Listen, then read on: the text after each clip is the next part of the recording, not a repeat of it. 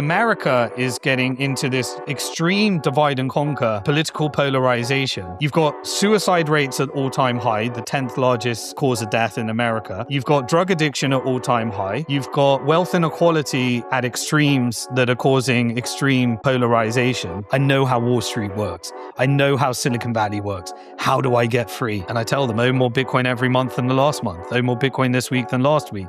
Own more Bitcoin today than you did yesterday. Self-custody it, run a node, and invest in community infrastructures. Build your freedom. So we need to decentralize money, we need to decentralize artificial intelligence, and we need to decentralize control grids through decentralized communities. If you fund your farmer, they want your farmer bankrupt because they want you having artificial food that's manufactured in some technical industrial complex. If you want to know what they want to do to the world, what it could look like, look at what they rebuild in Gaza. Good to see you though, Simon. It's do you know, I was looking back before we did this show.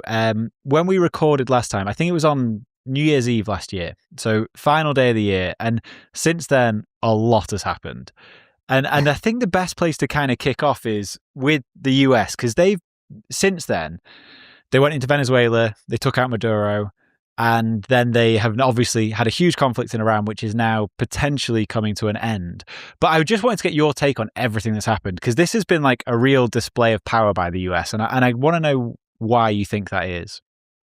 Oh, yeah. And the right word is display, because it wasn't certainly a display, but it wasn't a projection of power. And so last time we spoke, I talked about like the three pillars of who controls the Western world, and attempts to project that power globally, but has resistance against it in the form of alternate governance structures, i.e. China, and BRICS and SCO and the Gulf Cooperation Council, which are funded from sovereign wealth funds, or a public central banking system like PBOC, whereas America projects its strength from its ability on one thing, which is your belief that you should purchase US treasuries, and that the banks think that there is sufficient enough liquidity that they're willing to prop up a whole Ponzi scheme called fiat currency based upon the belief that you will continue to purchase those treasuries and the banks can still use them as collateral. That's the entire projection of strength. As long as people continue to purchase treasuries and they can sell them into the most liquid market in the world, with the exception of foreign exchange, which is connected to the dollar anyway, then the entire financial system will produce enough money where it can be printed, roll over the debt-based Ponzi scheme, and then that can be used to prop up the stock market. It can also be used to project strength through the military-industrial complex. That military-industrial complex is able to use its projection of strength in order to develop a strategy with each country. And that country might be destroy your country so that we can force you to borrow some dollars. And when you borrow those dollars, you need to store them in US treasuries. And when you store them in US treasuries, we're able to sanction them. And when we're able to sanction them, we're able to enforce that the interest on those treasuries, the yield, is spent on us building our military bases in your country. And so whenever somebody is holding money or dollars, or a country is holding treasuries within the Federal Reserve System, they are able to say, we will default on that, as they did in Russia, or we will sign defense agreements. And like a mafia racket, if you allow us to project our strength in your country and have a base there, then we're going to force you to reinvest all of that yield into US companies that then have to be converted into dollars. And those dollars, are then spent into propping up the stock market and valuing our military-industrial complex companies. And as long as you continue to do that, then the government is effectively a piggy bank and a mafia. And the only role of the people is to believe enough in the system to believe that they have a democracy or a political system that's trying to expand democracy and make the world a better place. And as long as people believe in that, then we can just get them arguing over a different flavor of the same distraction, i.e., it's the left or the right. It's the communism versus capitalism. It's the immigrants versus the local population.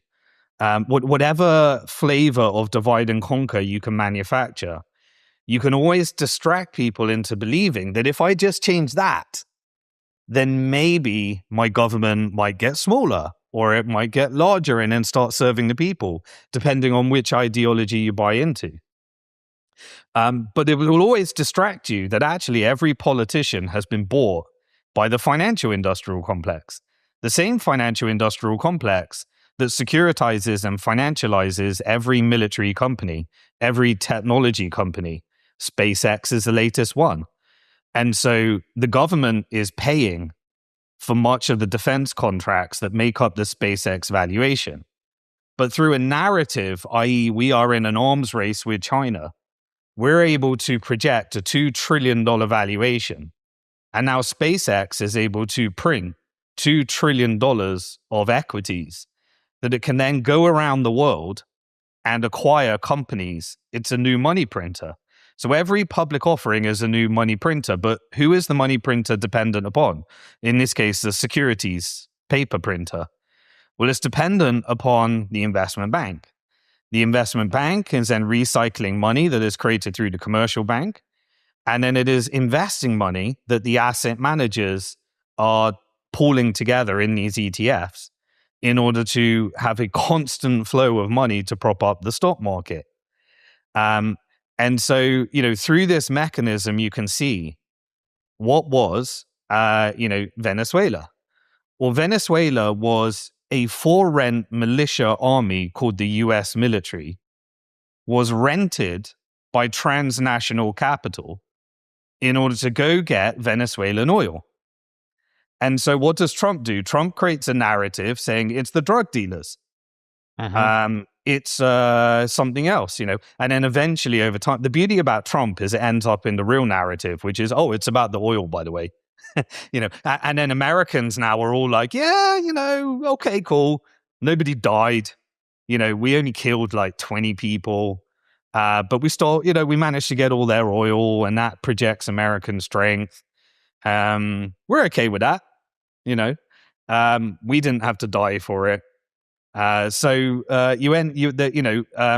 who ended up getting that oil? Because America was able to project a narrative. By the way, we need that oil, and this allows us. And what actually happened during that operation? Well, China was already building the largest oil reserves in the world. So they built 1.6 billion oil reserves just based upon the ones we knew about. And they were already moving out of position and refining offshore before the Venezuela operation. That implies to me that China knew about this. Iran also was selling a lot of their drone technology in Venezuela, the same drones that could have taken out such an operation. They stood down. Russia also had significant investments and presence in Venezuela. They stood down. We've seen this one before because they did the same in Syria. This time it was Turkey and the Gulf countries that funded an ex-ISIS terrorist in order to repackage, shave their beard, and now become part of a revolutionary movement in Syria. So why did we get China, Russia, Iran, and the financial industrial complex and military industrial complex all stand down in Syria first, then Venezuela second, and then we got what happened in Iran, the closure of the Strait of Hormuz? The reason for that is because the nation state is an illusion. You have global transnational factions of power that we talked about last time that cooperate in order to get resources, and that flow of energy is what resets the world order. And what did we have prior to that? We had Russia and Ukraine, which was the blowing up of the Nord Stream pipeline. which is the destruction of the manufacturing base of Germany, which is the backbone of the European Union. And so what you have effectively done is you have split the world into multipolarity through multiple operations: Russia, Ukraine, Syria in the case of the Middle East, Gaza with Israel, then Venezuela, and now Iran. Now, what's the commonality in all of those? Well, they back up parts of the petrodollar and determine whether we're on a petro-yuan or petrodollar. Because remember, in 1973, when we go back 50 years ago, which was the anniversary of October the 7th, 2023, 50 years later, they transnational capital, or the CIA, assassinated King Faisal of Saudi Arabia. And after assassinating him, they forced Saudi Arabia to price their oil in dollars. And they set up a covert operation by George Bush, who were oil tycoon families, called Safari Club. And Safari Club groomed someone called Osama bin Laden.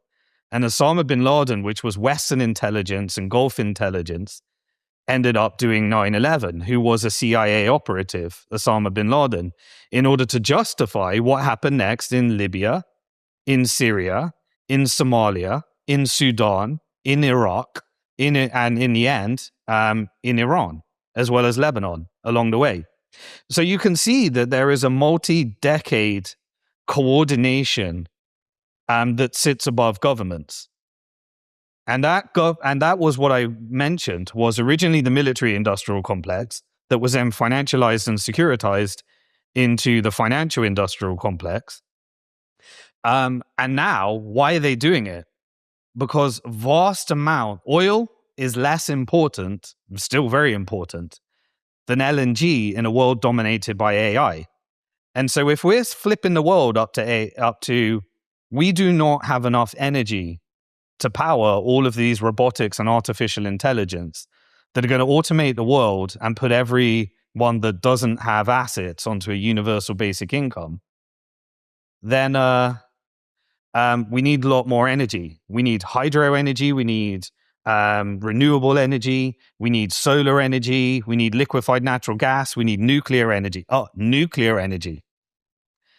So when they're talking about a nuclear program, that's just a narrative to make you believe that they're defending democracy, preventing a nuclear bomb attack, when really they're renegotiating and resetting the flows of liquefied natural gas, oil, nuclear energy, and how it's going to be priced. Is it going to be priced in yuan? Is it going to be priced in dollars? And so what else do we need to do? Well, we kind of need to break the petrodollar if we're going to split the world up. And so they broke the petrodollar. What else was signed in 1973 with the birth of the petrodollar? It was exactly what I said before, that you must price your oil in dollars. You must then use those dollars in the Federal Reserve System to purchase treasuries. And those treasuries must be reinvested in the US military-industrial complex in order to prop up a security and defense agreement and have US bases in Saudi Arabia, in Qatar, in UAE, in Bahrain. And Iran wouldn't do that. So Iran resisted against that and instead funded resistance groups called Hezbollah, called Hamas, called the Houthis, called the Iraq Islamic Resistance, or whatever it may be. And so what did that do? You divide and conquered the Middle East into Iran-aligned resistance and petrodollar-aligned US military bases. And then you create strategic tension. So for 50 years, after the Ayatollah had a revolution in 1979, apparently Iran was there to create death to America, death to Israel.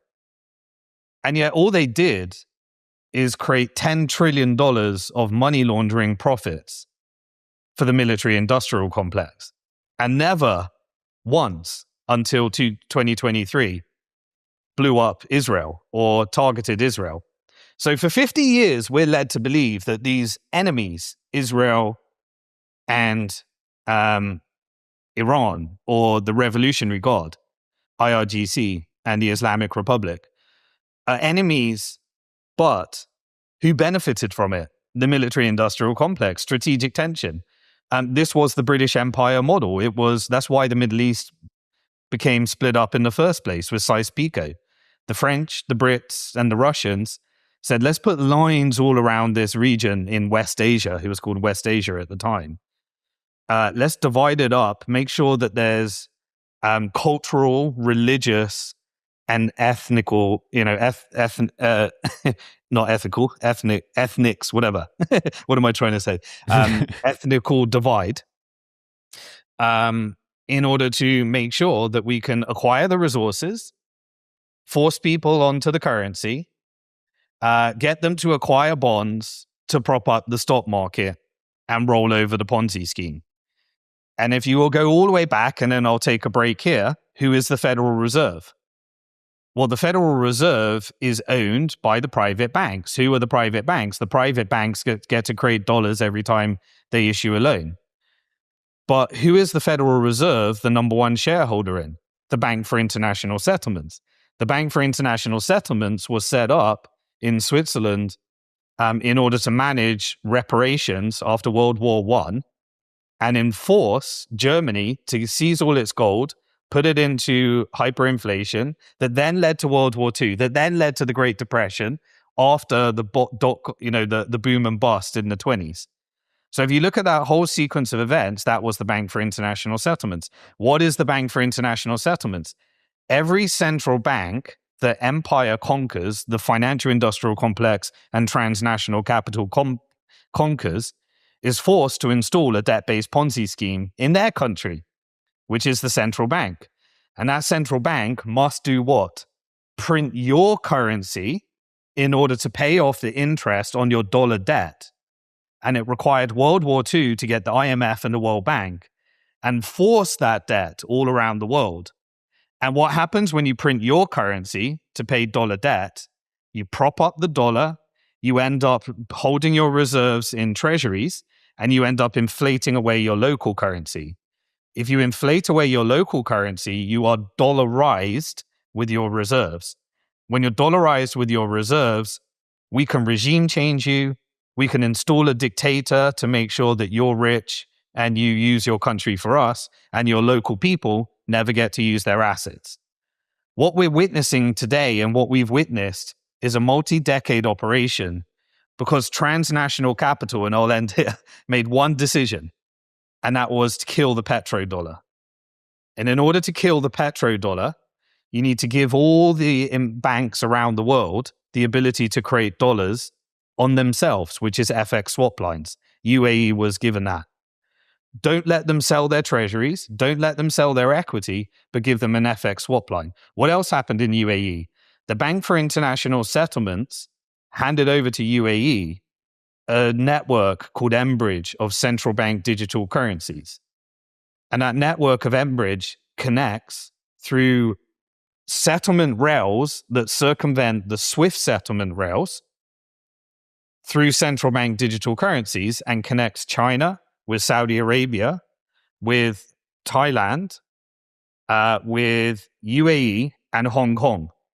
UAE and Hong Kong are the centers for circumventing sanctions. UAE also left OPEC. Why did they leave OPEC? Because they'd already signed an agreement with BRICS to settle energy with BRICS corridors. And so UAE also broke the other half of the petrodollar. Broke the FX, the other half of the petrodollar is that all of this oil must be used in Western interest. OPEC was originally located in Europe, in Austria. Now the head office is changing. The head office is changing eastwards. And so the reason I went on this long tangent of a big overarching zoom out here is because America is not projecting strength. America is demonstrating strength. But the American military industrial complex works for transnational capital. And transnational capital have decided that they want to hedge away from the demographic and polarized issues of American politics and set up military industrial complexes, financial industrial complexes, and technical industrial complex into a multipolar world, which then requires cooperating with the one country that they can't penetrate, which is China. And so the final part, and I know I said 3 final parts, just to give the overarching, and then we can zoom in. The war started to end on 2 events, and both of those I pointed out in advance. One was a meeting between the executives of the financial industrial complex and technical industrial complex with Xi Jinping in Beijing, with Trump as the front man, making it look like Xi Jinping and Trump are negotiated. Trump's the front man for transnational capital hosted on the most liquid stock market, the US stock market. And all the technical executives. And what were they doing? They were begging Xi Jinping behind the scenes. Are you going to allow us, Tesla, to still get access to our rare earth minerals? Because we got a shitload of electric cars we need to manufacture, and we can't do it without you. The military was saying, are you going to allow us to have our rare earth minerals? Because we're running out of bombs. And if you stop that supply, we can't bomb anybody because we bombed everyone we can.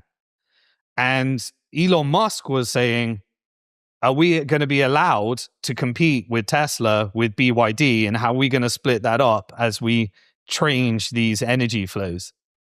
And Apple, Tim Cook, was saying, is our factories to manufacture these iPhones going to be okay?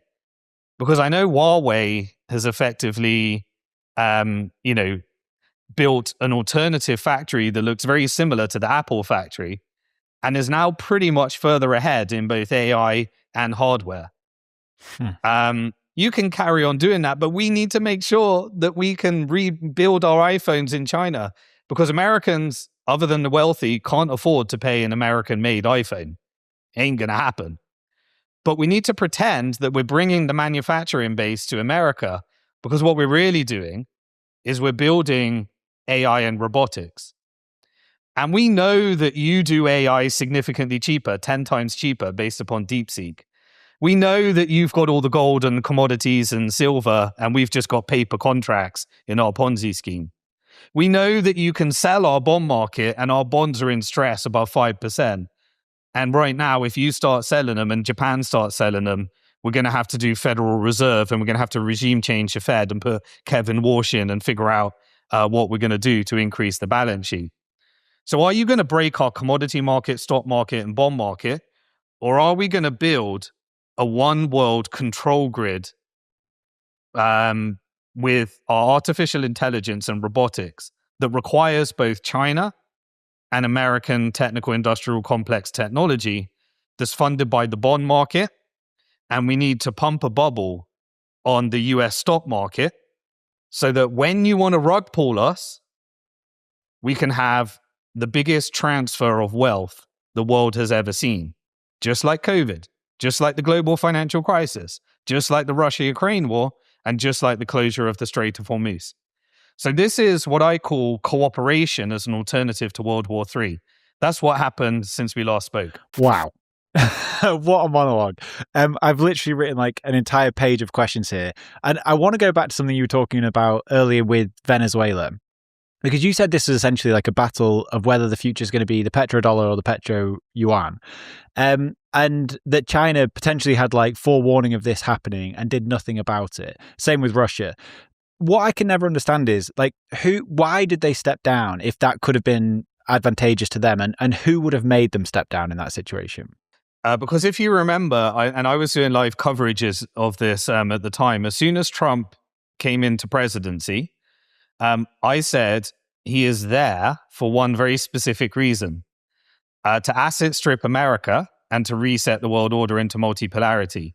If you look at Trump's funding, everyone talks about AIPAC and Israel, but if you look at just his direct funding, the number one contributor to the Trump administration was Elon Musk, who represents the technical industrial complex that requires military funding in order to continue to be a trillionaire on paper. Second was the Mellon banking dynasty family, the financial industrial complex. And number three was Mariam Edelstein, who represents Israel, who's a node of the military industrial complex. And so look at that order: technical, financial, military. But there was a hidden layer of financing that existed on top of that, which was what happened via later World Liberty Financial, which is UAE, and Jared Kushner managing a fund called Affinity Capital Partners. And Affinity Capital was funded to the tune of almost $5 billion, $2 billion of which came from Saudi Arabia. Trump worked for the Gulf countries while making promises to the technical industrial complex, financial industrial complex, and last, military industrial complex. And so what he had to do is he had to get the world believing that Israel, and again, this isn't Trump. Don't think I'm talking about 5D chess. This is transnational capital. Biden represents more of the neocon Zionist military industrial complex. Trump is a deal maker. He's not a neocon. He represents the financial industrial complex. The financial industrial complex partners with the Gulf sovereign wealth funds as their number one source of financing for all of their IPOs, deals, AI, robotics, everything. Where does Gulf get their money from? The petrodollar has died. Why? Because America is now an energy exporter.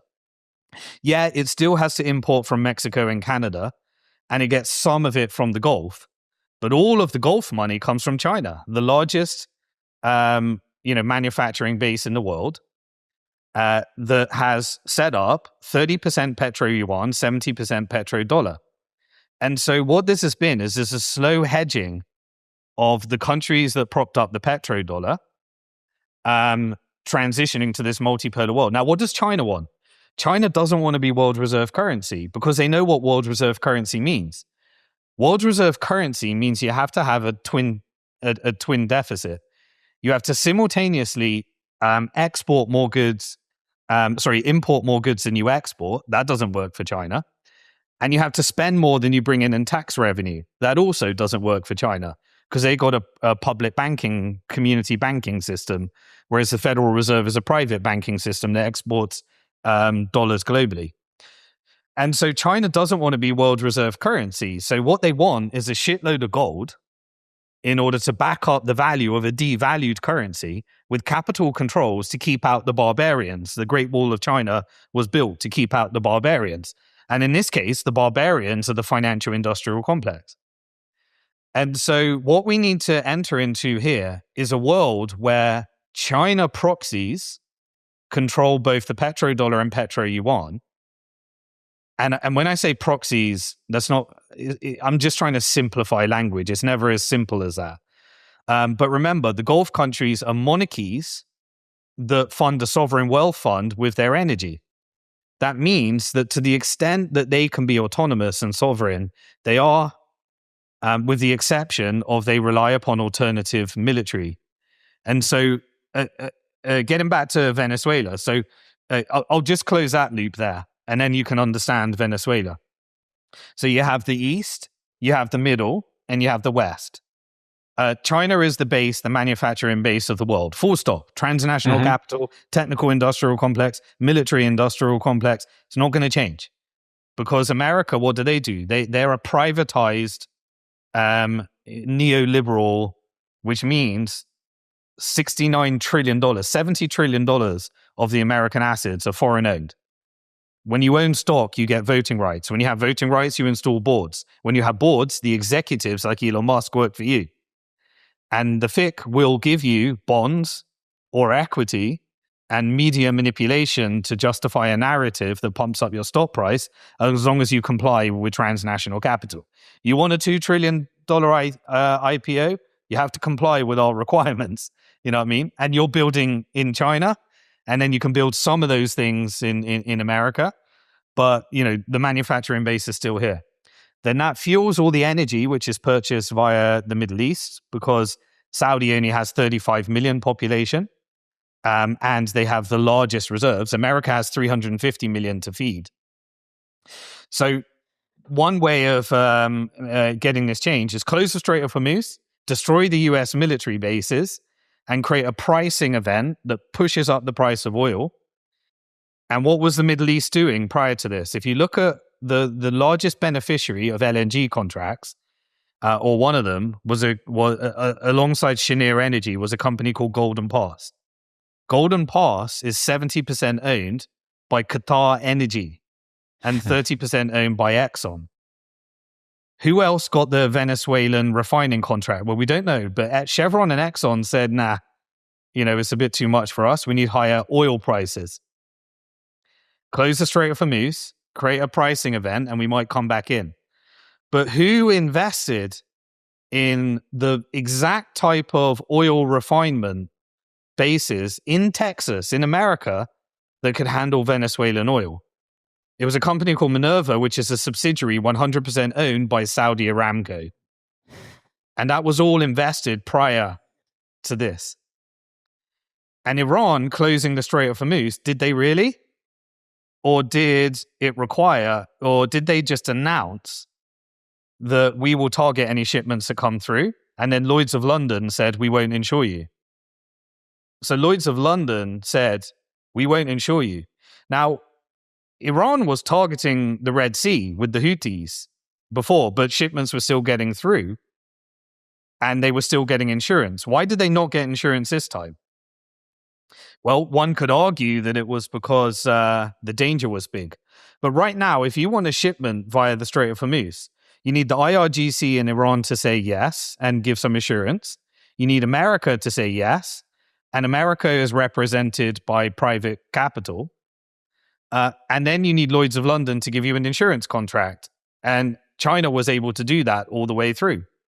Do you think with the Lloyd's of London element of that it's nefarious, or do you think they're just saying that the risk is too high and they can't do it? Both. Both can be true. You can have a strategic goal and you can say, we're not willing to do it. Why would we do it? And so on the lower level of Lloyd's of London, they're analyzing on the need to know information they have. On the higher level, they're part of the financial industrial complex, and there's a higher level of executives that know what the market is doing. And the reason is, if you look at the market throughout the whole Iran war, it never signaled World War III. It never signaled. Oil prices went up, and it was always managed by TACO and narrative and Trump going up and down 83 times or whatever it was. But it never, if this was a genuine war like Iraq, or it was going to go to World War III, with Iran that is so significant, and the Strait of Hormuz and the Houthis that cover the Red Sea, this would have been stock market crash. It would have been gold going up at the same time as oil going up. And gold crashed into this. The highest levels of central bank in power were accumulating gold into a weaker gold price throughout this whole thing. They knew this wasn't World War III at the highest levels of power. They knew this was a transition to multipolarity and that they needed gold reserves instead of dollar reserves. And so they started selling their treasuries, which created the stress in the bond market which determined all of the TACO trades. Every time that the yield on the 30-year treasury and the yield on the 10-year treasury went to 4.5% or 5%, it was TACO Tuesday. Every time. And when price went above $120 on the 1 month futures oil, it was TACO. This was bounded escalation. It was managed escalation the whole way through. So they like the pricing event, but they didn't want to create demand destruction and crash the stock market because they had all the AI IPOs through. They needed liquidity for that. They could never get in the way of that liquidity. So this was about printing vast amounts of money, leading to a big print eventually with the regime change at the Fed, creating an AI bubble, but bounded escalation. And this concentrated wealth upwards. BlackRock's assets under administration went from 12 trillion to 14 trillion during this. Back to Venezuela. So Venezuela was a stand-down operation. The Venezuelan stock market reached new all-time highs. The Venezuelan stock market is not distributed. It is owned by a few banks and wealthy oligarchs. I couldn't prove this, but I'd make a speculative bet that Maduro has significant shares in the Venezuelan stock market, and so do a few banks in Venezuela. And I'd make a bet that the theatrical photo op was either coordinated by him, but definitely coordinated by the real power, the army in Venezuela, the real power structure. The ones that can control the guns and the ones that can control the finance, the banks. And so either Maduro was given up or Maduro played along.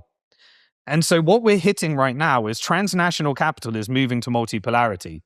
You either play or you don't play. And if you don't play, you get taken out. The Ayatollah got taken out and replaced by his son. Maduro is in prison, either theatrical or, and both of those can be either theatrical or they wouldn't play along. Because transnational capital is able to rent as a for-rent militia, the US military industrial complex, to get its resources. So why did they step down? So what I said right at the beginning, let's go back to Trump. I said right at the beginning, Trump, if you go back and I documented the whole thing, I said Trump is going to win over Biden because he's been chosen to take America to war with Iran. I said that during the Biden administration. Now, most people were thinking that on the perspective of the plausible deniability narrative, which is Israel. So what did Trump do? And again, please don't think that Trump's in charge. The reason that Trump said 89 times that the deal's done is because Trump doesn't know when the deal's going to be done. He's being told by the real negotiators. And the real negotiators are not the front ones, are J.D. Vance and Steve Witkoff and Jared Kushner. On his personal side is Jared Kushner. That's who manages the golf money that Trump gets rich from. But it is transnational capital, and he gets told. And so does Israel. People think Israel rules the world. Israel is a node of the military-industrial complex. Netanyahu is middle management. Trump and Netanyahu get to pretend and play we rule the world while they get rich from managing communications with the public from real power, which is Fick, Mick, and Tick. And they're the shareholders. And so Venezuela stepped down because it was agreed that in a multipolar world, private corporate interests, Fick, will dominate the Western Hemisphere. And Fick says, but we've got to compensate the military-industrial complex. For a century, we've made so much money out of the war between Iran and Israel. And if that narrative, death to America, death to Israel, goes away, and now the proxies are integrated with local armies, and you see how that works. Did you see the rebranding of the president of Syria? One No, I minute didn't he see had that. a big beard saying that he's killing people for an Islamic state called ISIS. And next he works for Turkey and the Gulf countries and he shaves his beard and he's in the White House with perfume, with Trump perfume. That tells you everything you need to know. It's all theatrics. The whole narrative that you've been sold is to justify military profits to prop up the Ponzi scheme. And so if the proxies are going to be integrated and Iran signs a deal with America, then what's Israel going to do? What's the MIC going to do? How do they make their profits? Well, the justification, so we need to regime change, which is what I believe comes next, regime change Netanyahu, and then we use our network of podcasters like Candace Owen, Tucker Carlson, Nick Fuentes, in order to tell the truth about Israel, but don't tell them that they work for our US military. So let's release some Epstein files. You can see that it's a Mossad op, but we won't say Mossad, CIA, MI6 work for transnational capital and military powers. So here's what we do. Let's work through Trump's policies. First thing he did, Department of Government Efficiency, Doge. Okay, let's give Palantir and XAI all the data to build a police and surveillance state. Pretend we're trying to pay off the deficit, which is impossible because that completely creates a depression and a recession. If you pay down the debt, that's a depression. That is the money supply. That's the M2 money supply. Are you going to pay down the M2 money supply? So Elon says, we're going to pay down the national debt. We're going to take on corruption. MAGA, MAGA, MAGA, MAGA. We're going to shut down USAID, which propped up all the covert operations in the Middle East. We're going to expose the deep state. We're going to drain the swamp. So what is Department of Government Efficiency? The deficit is at record levels. The debt is at record levels. And Palantir and XAI have all the data in private corporate interest in the highest performing stock of the year, Palantir, which is effectively your police and surveillance state, integrated into your social credit score, which is XAI, integrated into stable coins, which is what David Sachs put together. David Sachs, Peter Thiel, Elon Musk, PayPal mafia from South Africa that suddenly are now meant to be the richest people, making up the most. Oh, right. Okay. So we're privatizing all the data and giving it to them to build a social credit core, stable coin, and police and surveillance state powered by AI with data centers that literally are going to be powered by more energy than we have. That's a big job. Remember, all of America's growth came from data center build out. America would have been in a recession with zero growth if it wasn't for building data centers for AI and this energy crisis. Now, that doesn't benefit Americans. Remember, you got to get the narrative right.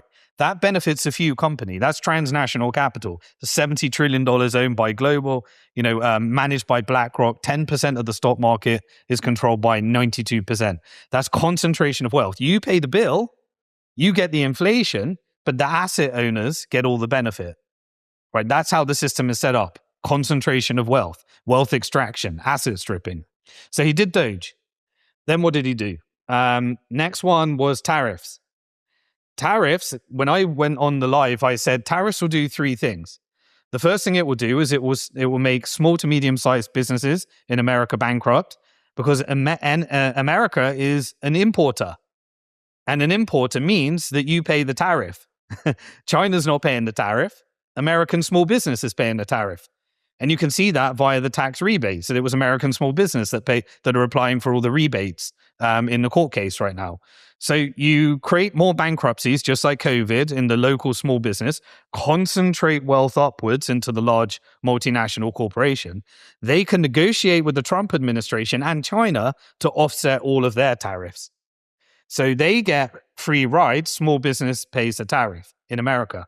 What about the export-dependent countries like Taiwan, like Japan, like India, like Vietnam? Well, firstly, their small businesses go bankrupt. The large ones offset, and they renegotiate with China. So you push everyone into China because China's their most important partner. America is, only purchasing like 15% of China's exports.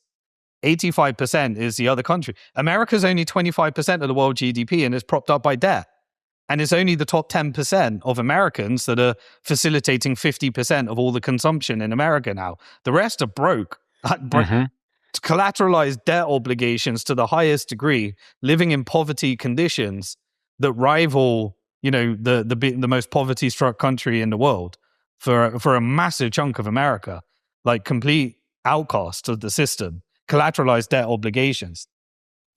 But it drove everyone to BRICS. And so everyone renegotiated all of their contracts, and we entered into a multipolar world where everyone hedged. All the countries that aren't involved, they said, America's no longer a reliable partner.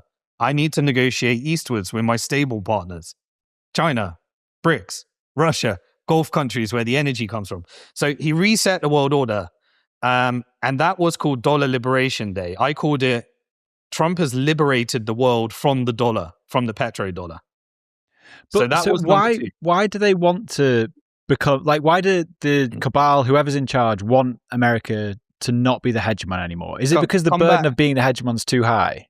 Yeah, come back to that question. So I'll finish off the Trump policies, 2 more policies. Then we'll go back to Venezuela. Then we'll answer that question. Okay. Because I don't want to leave it open. The third thing Trump did was destroy the reputation of America in the covert operations. Now, this one's really easy because magatards and Q-tards in the CIA PSYOP, they kind of think we're making America great again. We're exposing the deep state. Trump's releasing the JFK files.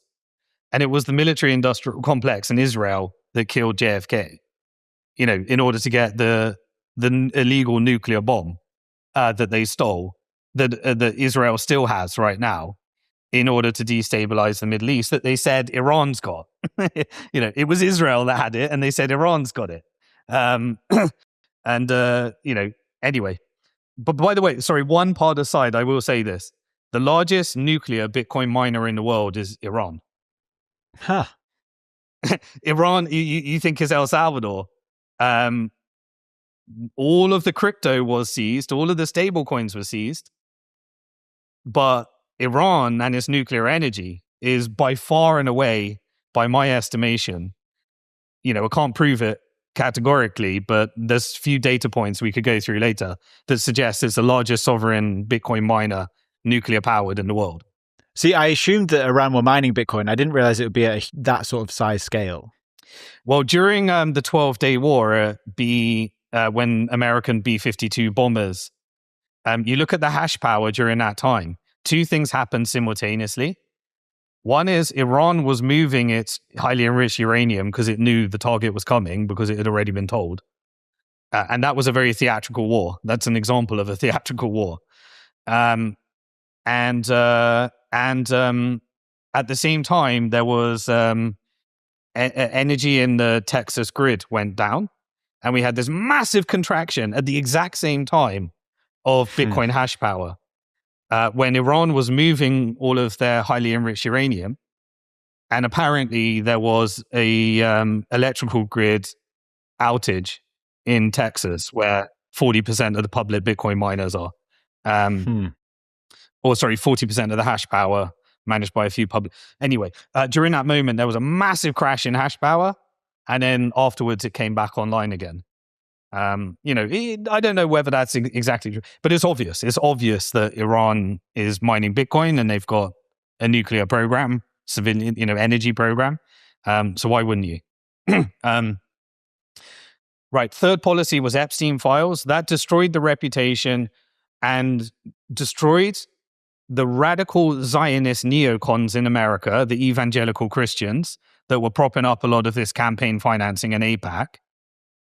And it revealed many of the covert operations. And it kind of distracted all of us into understanding how the Peter Thiel networks work. We got all the big reveals around the Epstein infiltrations, trying to take on Bitcoin, all that stuff that we were there. But that severely weakened the reputation of America and led to the narrative of what was the best marketing I've ever seen from Iran. And I'm sure you watched the Lego videos of Iran taking on the Epstein class. Mm-hmm. Iran taking on the Epstein class. Prior to that, the majority of Americans probably would have thought that Iran was some radical Islamist terrorist chopping off a head with ISIS videos. And now you had Americans wishing that Iran defeats America so that they can take on the Epstein class and take out Israel. Americans, after this exercise, Epstein files, closure of Strait of Hormuz, and the marketing campaign from Iran, you had Americans that in their mind, Iran was the hero. In the youth's mind, the same youth that know exactly what Israel is and are now part of an operation to say it wasn't us, it was just them, right? So now, when I was first talking about Israel on October the 7th and around about then, I was getting hate from Americans. Like, when I was saying this is a false flag operation, and by the way, none of that, I won't say it on YouTube, but none of the things you said happened. And this is a classic Mossad false flag op. The footage, all the stuff, classic Mossad ops, false flags. And there was a hostage-taking operation, just like the 1979 revolution. And that revolution, if you look at it, Iran-Contra affair, was a partnership between MI6, British, French intelligence, Israeli intelligence in the Iran-Contra affair, America, and Iran. And so when the Shah was replaced with the Ayatollah, there's significant evidence in declassified documents that this was a MIC operation to justify military profits. And a peaceful Iran is not a good thing. A boogie monster Iran is what the military needs. So anyway, you had the rebranding, and then the closure of the Strait of Hormuz created the energy pricing event that reset the order again and led to America's Suez Canal moment. 1956, the British Empire, after handing over to the Federal Reserve System, World War I, the Great Depression, World War II, all of that history, IMF, World Bank, started going through decolonization moment after they could not defend the Suez Canal from Egypt. Egypt privatized it. Nasser had a pan-Arab uprising, and then the world had to transition to an America-dominated empire. But the British Empire was a vassal from there. The moment was when the British tried to defend the Suez Canal from Egypt and couldn't defend it, and the British Navy could no longer defend the waters. The same has just happened with the Strait of Hormuz. And Trump makes a lot of money from it. Don't believe the forward-facing narrative. Trump is doing for Fick, Mick, and Tick what they want. And what they want, the Mick are kind of like addicted to the old world of the petrodollar and propping everything up by war. But Mick is subordinate to Fick. Mick wanted to make up for lost profits because Fick was saying, we're now partnered with the Gulf countries and they want regional stability. And they're partnered, they're funded by China. And China normalized between Iran and Saudi Arabia. That's a problem. Now, Iran and Saudi Arabia are publicly saying, and Saudi Arabia, UAE joined BRICS, Iran joined BRICS, Egypt joined BRICS, Ethiopia joined BRICS. And Saudi said, we'll do the holdout clause.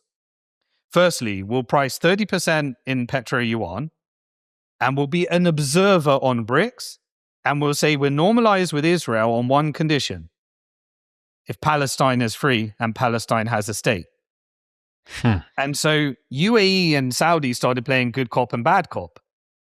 UAE started saying, well, we'll normalize and acquire as many Israeli assets, because joining Abraham Accords means you get to acquire Israeli assets. Foreign direct investment, you get to own it. Everyone else thinks, they're bitches of Israel. No, UAE is acquiring the military-industrial complex. UAE is providing the capital for AI, the new cybersecurity, the new control grid. And so but Saudi isn't. And so make UAE look really bad, make Saudi look really good with the holdout. But meanwhile, China has all the leverage over Mick, Fick, and Tick. So get China to negotiate, and we'll be those intermediary plays. Now all we need is to have a deal between Iran and America.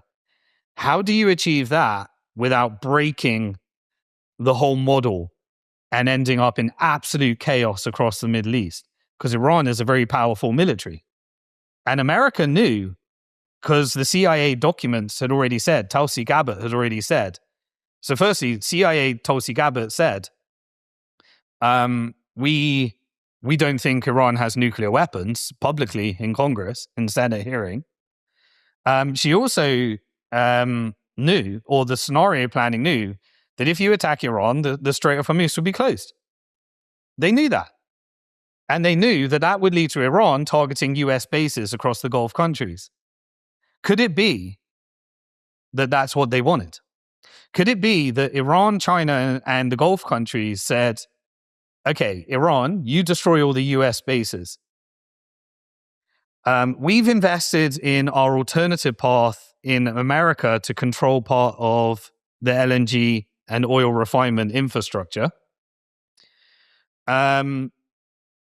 Israel will eliminate anyone within IRGC that's not on board with this plan. And America will destroy infrastructure that requires Iran to get a $300 billion rebuild contract funded by China Belt and Road Initiative, the Gulf Cooperation Council sovereign wealth funds, and the financial industrial complex.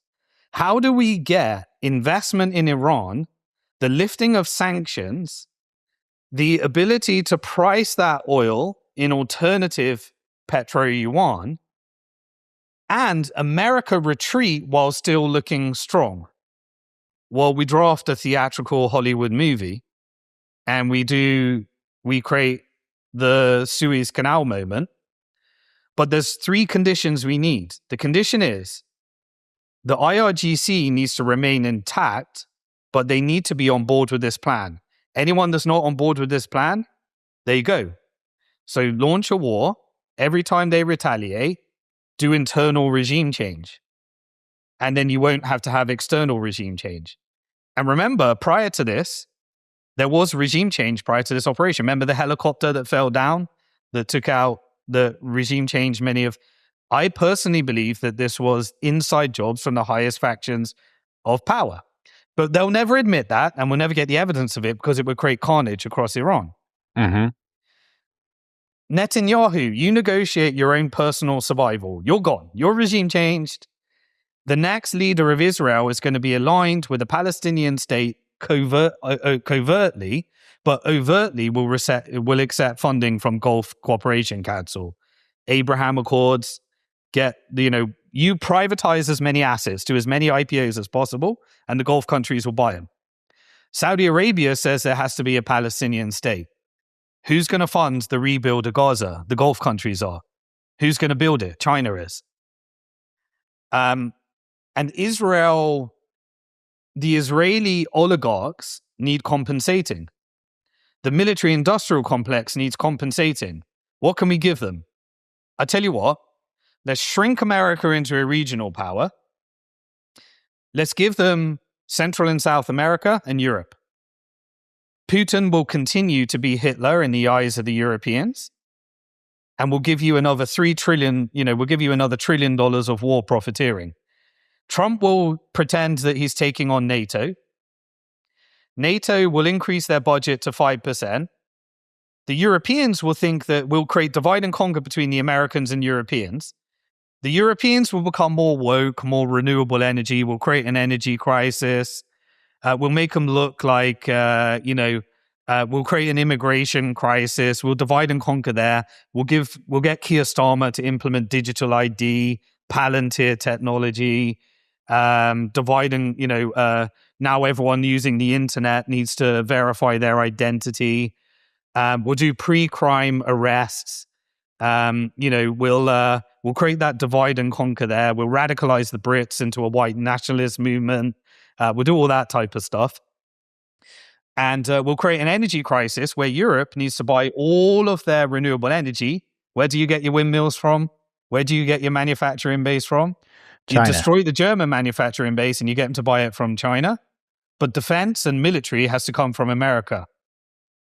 So they started building new military bases. They turned Volkswagen into a new military base, and we started to get a wave of German, European military IPOs. So you get them energy dependent on you split them there. You break the euro dollar, you break the petrodollar. We also need to break the Japan carry trade. So Japan started increasing rates for the first time. And now you've completely reset, that world order. And so what are they doing? They're saying American private corporate interests via the debt-based Ponzi scheme at the Federal Reserve. The Federal Reserve, literally right now, Kevin Walsh is doing his first meeting today, Wednesday. What did we have this week? We had G7 meeting where Trump, for the first time, said, Israel, why are you killing so many civilians in Lebanon? Unheard of. America's never admitted that. Like, literally, this is close to admitting they do genocide. Saying you don't need to kill civilians every time you target Hezbollah. That's never happened in American history. America admitting that they're genocidal by their military, but doing it through plausible deniability and saying, Israel, you did that. right? That's breaking the relationship to a degree we've never seen before. Yeah. So on Monday in the G7 meeting, they do that. On Tuesday, the Bank of Japan increased rates. Today, Kevin Walsh's meeting. Nobody knows, is Kevin going to leave? I think they'll leave rates unchanged today. But at the next one, if he raises rates or lowers rates, it radically changes the stock market and the bond market. And this is literally the Fed, which is owned by the banks, are in charge of the future of America right now to the degree we've never seen before. And they're saying it's the opposite. They're saying Trump is taking on the Fed. He's creating stable coins. Now, Genius Act gave the banks the ability to use their reserves in order to back stable coins and get a yield advantage. And anyone that wants to play in that game needs to get a bank charter. So the stable coin is just the technical programmable money. It's not taking on the Fed. The Fed is still in charge of the US economy, all markets right now, massive concentration of power into the financial industrial complex. Tomorrow we got Bank of England, and on Friday we're going to be signing the memorandum of understanding between Iran and US. So this week is pretty big. It's a big week to see where all of this stuff goes. But all this to say, if you're BlackRock and you're managing a portfolio, you'd want your renewable energy stocks to perform. You'd want your energy stocks to perform. You'd want your finance stocks to perform, your military stocks to perform, your technical stocks to perform, and you'd manage a portfolio. And if you're managing a portfolio and you're the number one primary shareholder in all of them, and you've got Aladdin Technology, which manages $25 trillion of capital for every sovereign wealth fund, every central bank, every treasury, not all, everyone, the major ones, all the pension funds. And they're all doing a scenario planning of what happens when you close the Strait of Hormuz? How should I allocate my capital? And then BlackRock's Aladdin says, here's how you scenario plan that with their AI algorithm with the biggest amount of data. You control capital and you've got all the ETF flows. You can just say, right, ETF flows out of Bitcoin into AI. ETF flows out of here into the ETF flows, the currency was, I remember Scott Bessent admitted that he destroyed the Iranian currency and Mossad were in there. And Mossad were the ones that were killing the Iranians so that they could blame it on IRGC. And if you put Mossad against IRGC, people are going to die. Come on. This is a militarized government that's dealing with CIA, MI6, and Mossad. And so you had that whole narrative of 45,000 people dying. These were all covert operations. And I believe it led to the inside job of the internal regime change. I'll never get confirmation and everyone will be offended by that. But it is what it is. I think when you follow the money, it makes sense. So the Western Hemisphere is now privatized, collateralized, securitized, and tokenized. Every crisis concentrates wealth higher. All the values in the stock market, the bond vigilantes have the American government held hostage. And China has the key to all of the different levers. Now, if you're China, you know that you can't penetrate China. What are you going to do? You're going to negotiate with China. And if you're negotiating with China and you're also negotiating with the Gulf Sovereign Wealth Funds, what happened with BlackRock? There was a new board member that was installed on BlackRock, which is the CEO of Saudi Aramco, which is Saudi. So now China owns a chunk of the assets. The Gulf funds own a chunk of the assets. And now they're getting voting seats and board seats on BlackRock. Now you have to consider what transnational capital wants. So if you know that America is getting into this extreme divide and conquer political polarization, you've got suicide rates at all-time high, the 10th largest cause of death in America. You've got drug addiction at all-time high.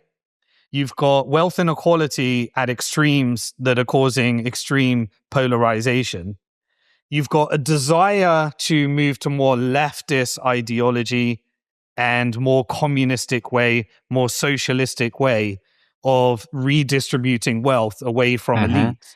You've got the Epstein class that everyone kind of understands how this shit works. You've got a corrupt government. You've got birth rates at their lowest. Literally, the West is going extinct in terms of their current birth rates over the decades ahead. then what do? You take the only asset that you care about in America, the liquidity of the stock market and the bond market, and Wall Street, and you manage capital outflows. And so BlackRock started, if you look at their ETFs, over 50% of the ETFs are invested in emerging markets now. That was 25% before. So BlackRock is asset stripping the West through the financial industrial complex, pumping fiscal dominance, dumping debt on the American people at negative real returns, and then pumping it all into the stock market through political corruption, controlling of Senate, Congress, deep state bribing of judicial, pumping the stock market up to its all-time highs and using its industries like military to rent it out. And then what happens? Rather than saying you must come on the petrodollar, they're saying you get an FX swap line, you get to create dollars. They're also saying that you must buy and we must build data centers and sell military equipment, but this time for defense. So you're going to buy it from China. And so what they're building is MIC, FIX, and TICs in a multipolar world. The key nodes across the world are now signing their own defense contracts. And so if you know that the dollar is no longer your tool, you say, if I've got another 10, 20 years of this, I'm going to maximize what I can, and I'm going to buy into a multipolar world. And then we get to charge fees off all the alternative MIC, TICs, and FIX. And we get to integrate with China. China, Trump, you go make sure that we get all our resources and we set an alternative to World War III. One alternative to World War III is China says, right, you have Venezuela, Central and South America. Russia gets Ukraine. We get Taiwan, sorry. And what happened after the meeting in Beijing? Xi Jinping just said, our red line is Taiwan. Trump said, don't touch Taiwan. And prior to that, canceled a $13 billion defense contract between America and Taiwan. So they split the world up. This is good. This is very good. Once you understand this, we're not going to World War III by every metric that I can measure.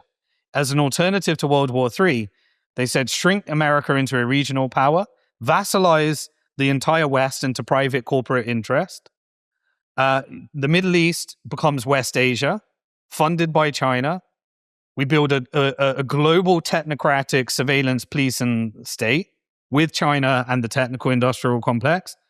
And West Asia can manage the petro-yuan versus a petrodollar. And the minute we want to rug pull, the PBOC and the Federal Reserve can rug pull the system in a second if they wanted to. But we'd rather have a managed transition. You say this is good, and obviously avoiding World War III is good. But it sounds like what the world you're laying out is just a AI surveillance panopticon, which also sounds terrible. Is it just the lesser of two evils, essentially? It's good because I think World War III would have been nuclear and it would have ended the world.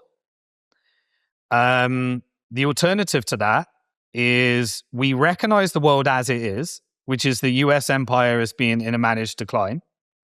Multipolarity means that those who are on the wrong side of US bombs for the first time may actually get to build a country. This could be for Africa for the first time in a millennia, where they may actually be able to partner with China and use their resources. This is the end of the covert forever war, deep state, US bombs. For many people in the world, this is a life that they could never imagine is possible. They were on the wrong side of US bombs, and you were on the wrong side of the propaganda. We were on the wrong side of the propaganda. The opportunity to renegotiate into a Bitcoin strategic reserve, a China Belt and Road Initiative funding, Gulf funding, or IMF funding in a multipolar world gives the right leaders the opportunity to kind of do what Egypt did. Egypt was an IMF vassal. It then said, we will not ethnically cleanse the Palestinians. IMF, you wanted us to take the $18 billion to put all the Palestinians in the Sinai desert. And we could say no only for one reason, because we took China money and we took Gulf money and we hedged our bets. And guess what? We've got a military. And our military is partnered with Turkey, a manufacturing base, and a nuclear power, Pakistan, and a financial power, Saudi Arabia, and partnered with China. This is decolonization. And some countries will get this negotiation very wrong and just become another subordinate to China. But others will play off those forces and create prosperity where poverty was inbuilt into their economy because their dictator was installed by American covert operations to take all of their resources and put it into an iPhone so that it could be consumed by American collateralized debt obligations on debt and credit cards. I think multipolarity gives a chance to change. And some countries will get it very wrong and stay in the same position. Others will get it right. We also get to recognize the real battle. The real battle is not the Muslims versus the Jews versus the Christians. It's not America versus the Europeans. It's not communism versus capitalism. It's not the radical left versus the far right. It's not, any of those things. It's not Republicans versus Democrats. It's not Keir Starmer versus Nigel Farage and Reform Party.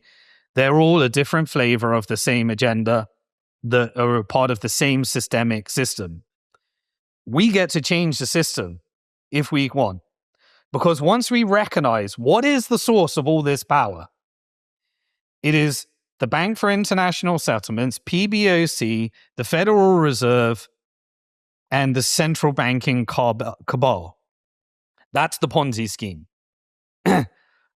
Strategic tension and with it. What else is the new? What could take down the financial industrial complex and the military industrial complex? Interestingly, algorithms and the technical industrial complex. Imagine if all of us talking to ChatGPT was actually just our new Epstein bribery network. Probably could be, feasible that it could be. What if us all talking on X was us building our social credit score? What if this movement towards to money and stable coins and CBDCs was programmable money? What if all of that was about to be plugged together and that police and surveillance state is being built and it's a global thing?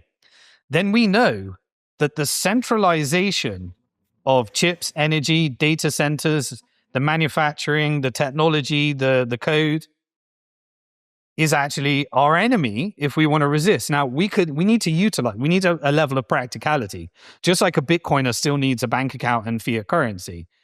But they understand they're getting their mix right of utilizing the system and opting out of the system and building their sovereign strategy.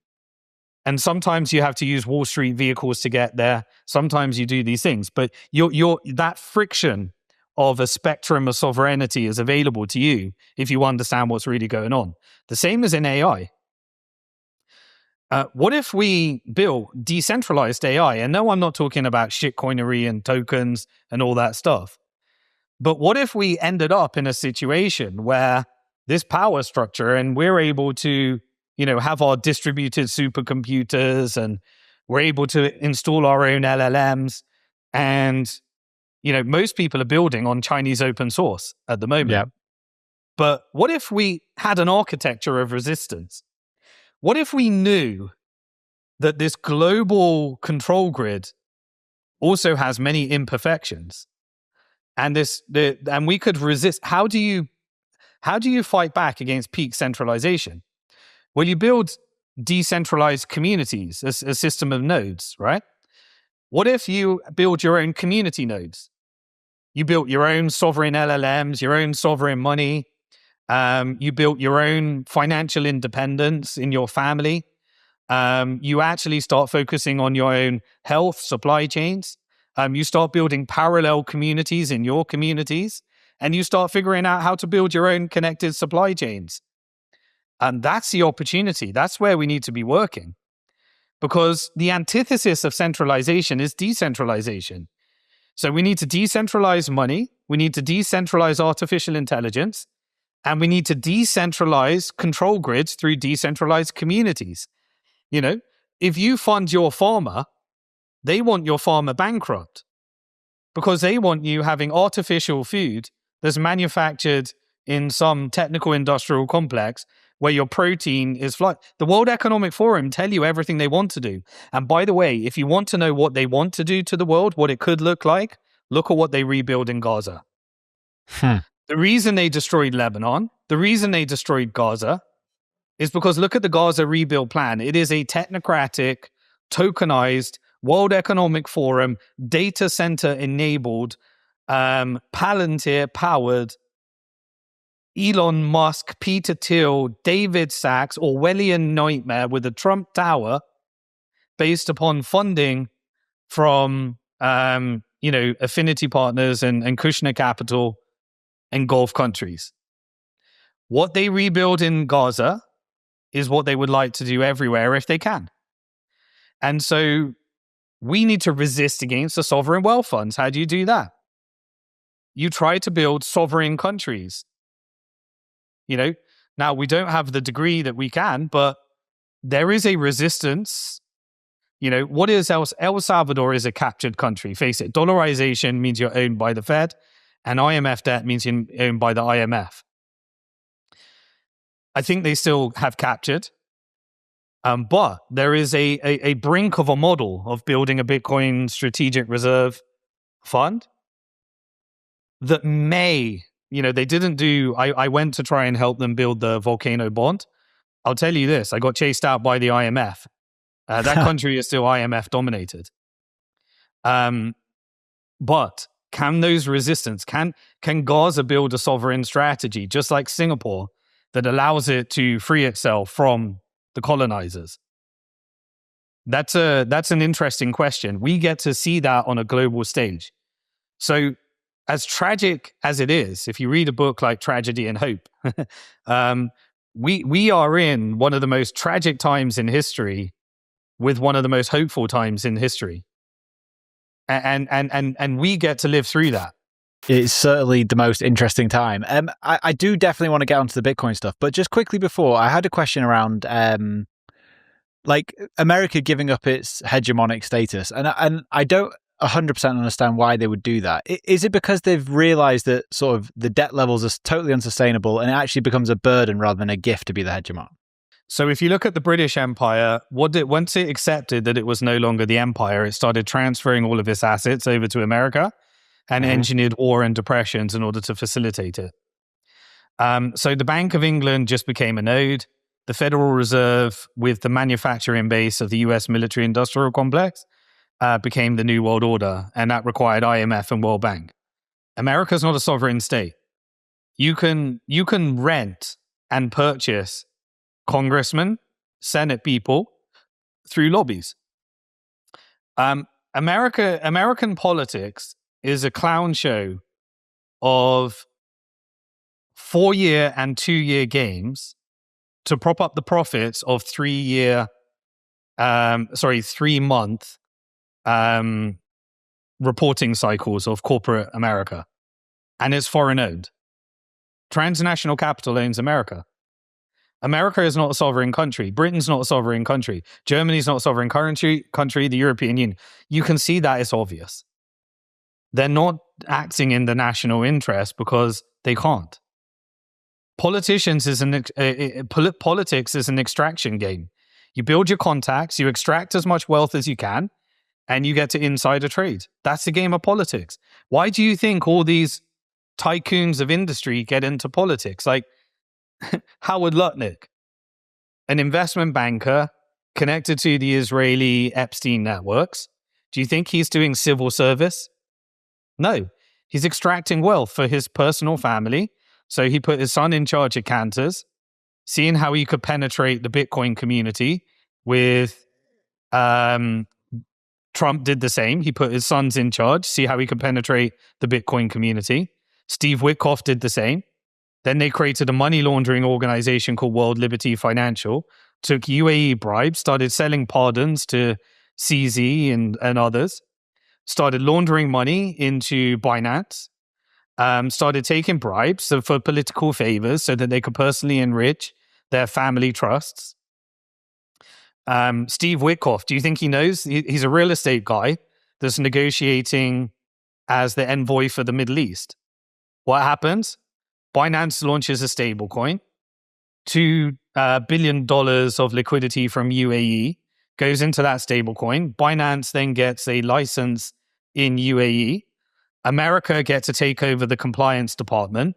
They get 300 million accounts. Israel gets to shut down the accounts of Palestinians, Lebanese, and Syrians in Binance by order from Israel. America gets the data, and CZ gets 4 months and a presidential pardon.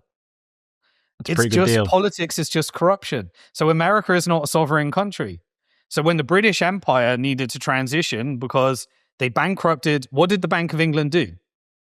The Bank of England, the British East India Company, and the UK government were the three forces of the British Empire.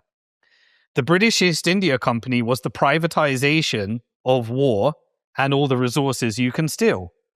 The Bank of England was the mechanism for profiting from all the debt, and the government is the piggy bank. Eventually, all the assets end up privatized and in the British East India Company, and the Bank of England bankrupts the UK government. So rather than allowing this to fail, you asset strip Britain for all you can, you privatize everything, and you engineer wars and depressions to set up the next empire. You transfer everything to the Federal Reserve, all the assets are over there. Now, at the end of this one, you're extracting all the wealth you can from Americans, you load it up with all the debt, you privatize all of the assets, and then you build into the next world order, which is you either go to war with China and end up in nuclear war, or you build a multipolar world. So you sit down and you negotiate and you split the world up and you say, how can I profit from this? How can I maximize it? Well, why don't I build AI data centers across the world? Why don't I leverage the assets of America to slowly start managing capital outflows? And where's the next phase of growth? All the countries that got data centers and had energy and commodities, their stock markets outperformed the S&P throughout this whole thing. Their currencies outperformed the dollar throughout this whole thing. That means you're managing the next phase of growth. You're also asking, if we unemploy everybody and the birth rates are sinking, who's going to buy all this shit? If all the Americans are broke and all the Europeans are broke and they're all maxed out on their credit card, who's still having babies to buy this stuff? All right, well, I'll tell you what. We'll put the West on a universal basic income, just enough so that they can prop up the profits of the companies that they're buying from. We keep the system alive. And then we invest into the countries that have still got the birth rates that can be the future consumers that China can help build their economies. Who's that? Africa, the Middle East, and Southeast Asia. They're the birth rates. They're the consumers. So let's invest in growth there. And let's manage a portfolio. I'll maximize my profits of everything I can extract from the West. And then I'll build out there for the next growth cycle. Remember, politicians work off a 2-year election cycle in the case of America, and 4 years where they have to get funding from private corporate interest. So they have 2 years to serve the interest of their lobbies while pretending they're working for the people. If they can successfully, Trump is becoming, that asset is being expired. Netanyahu is being expired. You know, he's no longer a useful asset. For as long as he has the cult that believe he's doing it for Americans, while he serves transnational capital, he's a useful asset. So he's being expired. So then you set up the next game. J.D. Vance, you get the Democrat side, you start the cycle again. It's just a 2-year, 4-year cycle. But transnational capital has a multi-decade strategy. You know, this is the legacy families. In the case of the American empire, it was, the Morgans and the Rockefellers. In the case of the British and Europe side, it was, the Rothschilds, the Warburgs in Germany, and the European families. Now you've got they exited all their positions into private family trusts in Cayman Island, in Isle of Man, and all the different places. And now they've all got their position of BlackRock, State Street, and Vanguard. And then the investment requires bigger money. It requires the sovereign wealth funds. The sovereign wealth funds, they're harder to penetrate because they kept their energy.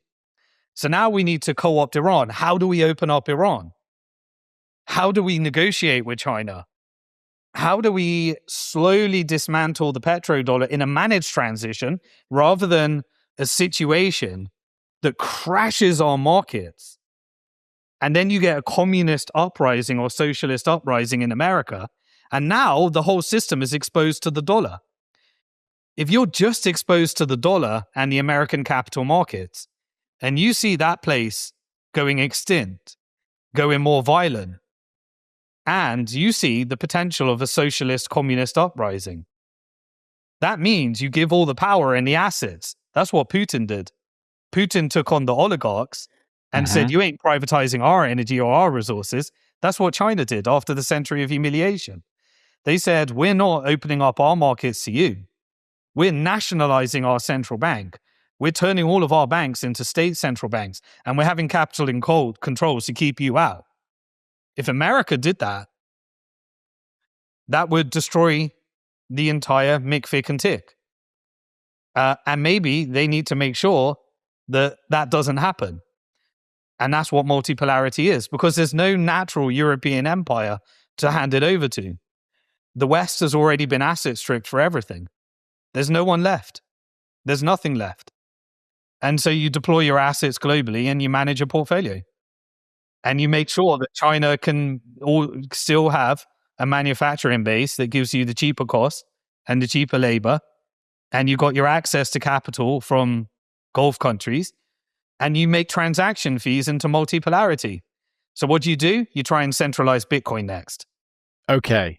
So do you think that's actually happening? Because Bitcoin seems positioned very well for the move to a multipolar world. And I think one of the things that we saw in Iran that was very interesting is them taking insurance payments essentially to cross the strait in Bitcoin. They first tried in stablecoins got frozen, and Bitcoin was really the only option. Do you think this is going to play a bigger role going forward? Yes, is the answer to that, which is why Wall Street wants your Bitcoin and they want to make you sell your Bitcoin, custody your Bitcoin, or borrow against your Bitcoin, or gambling in shitcoins. They want you levered up. They want you with your Bitcoin in collateral for them. They want Coinbase to own the Bitcoin. They want Fidelity to own the Bitcoin. And they want you to have a share instead of Bitcoin. And so what you do in that situation is you say, right, how much Bitcoin can we get? Because if we're transitioning to multipolarity, and remember, this isn't as centralized. People think there's a few people at the top controlling it. This is a ruthless game, like a mafia, right? The mafia, they have people that want to be the boss. They make you kill people in order to prove that you're worthy of being in the club. And then they put you in a blackmail and compromise network the higher you want to go. That's what the Epstein files was. And there's thousands of Epsteins, by the way. This isn't just one operation. Pedophilia, sex trafficking, human trafficking, weapons trafficking, that's what funds the deep state. The reason it still exists is not because any government's taking it on. The CIA, Mossad, and MI6 and Five Eyes, they fund their black op operations through sex trafficking, weapons trafficking, humans trafficking, and blackmail and blackmail operations. No one's taking on the drug cartels. That is the government. They work with the government. They work with the intelligence apparatus. And private corporate sector makes lots of money out of those transactions. So anyway, what do? Well, Bitcoin could be a great negotiation tactic, a great leverage. So let's do Operation ChokePoint 2.0. Let's install a couple of operatives. If you didn't follow Celsius, Celsius, Alex Mizhinsky, an ex-IDF soldier from Ukraine, that was involved in the crimes against Lebanon that we're witnessing right now, back in when Hezbollah first came to be. His partner was Daniel Leone. Daniel Leone currently works in an AI startup with the Prime Minister's Office of Israel after not going to prison. His wife was the head of propaganda for the IDF, and she was the VP head of loans for Celsius.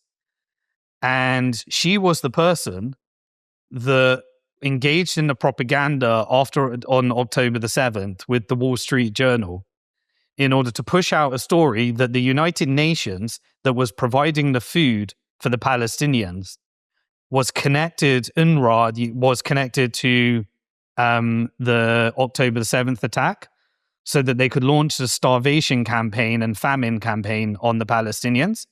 She was the VP of loans at Celsius. One of the hacks was a company called Bancor Dow.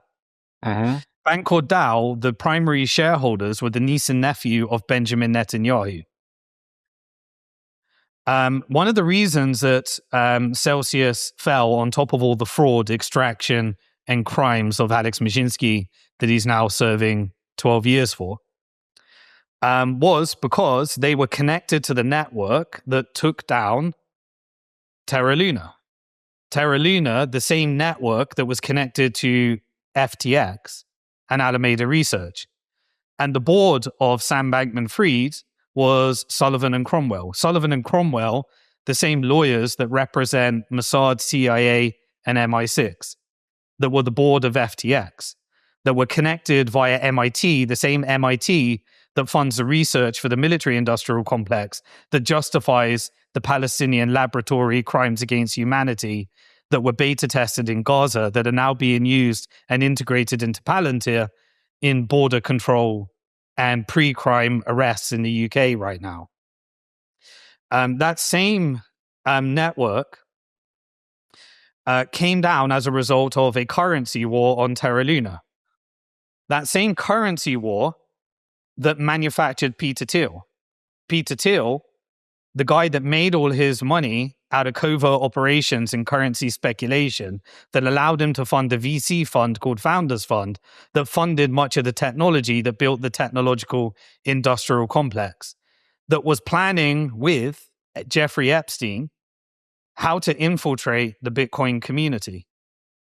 The same FTX that was built a stable coin that connected Silicon Valley Bank, Silvergate Bank, Signature Bank, that was taken down by FDIC after Operation ChokePoint 2.0 because Peter Thiel came up on a space on X that I was on and said, I'm taking all my money out of Silicon Valley Bank and everyone should do the same.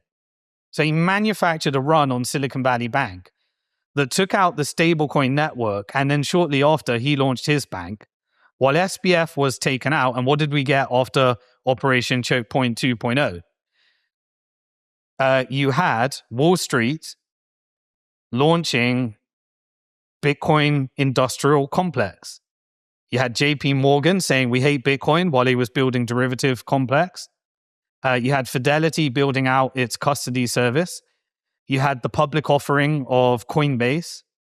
You had the SEC weakening all of the companies under the Biden administration. And once all that apparatus was set up, we had BlackRock applying for the ETF. We had Strategy taking a dead public company and suddenly becoming a Bitcoin treasury company that suddenly got all the corporate debt investors and all the equity investors to create a construct that would centralize as much Bitcoin as possible into one corporate shell.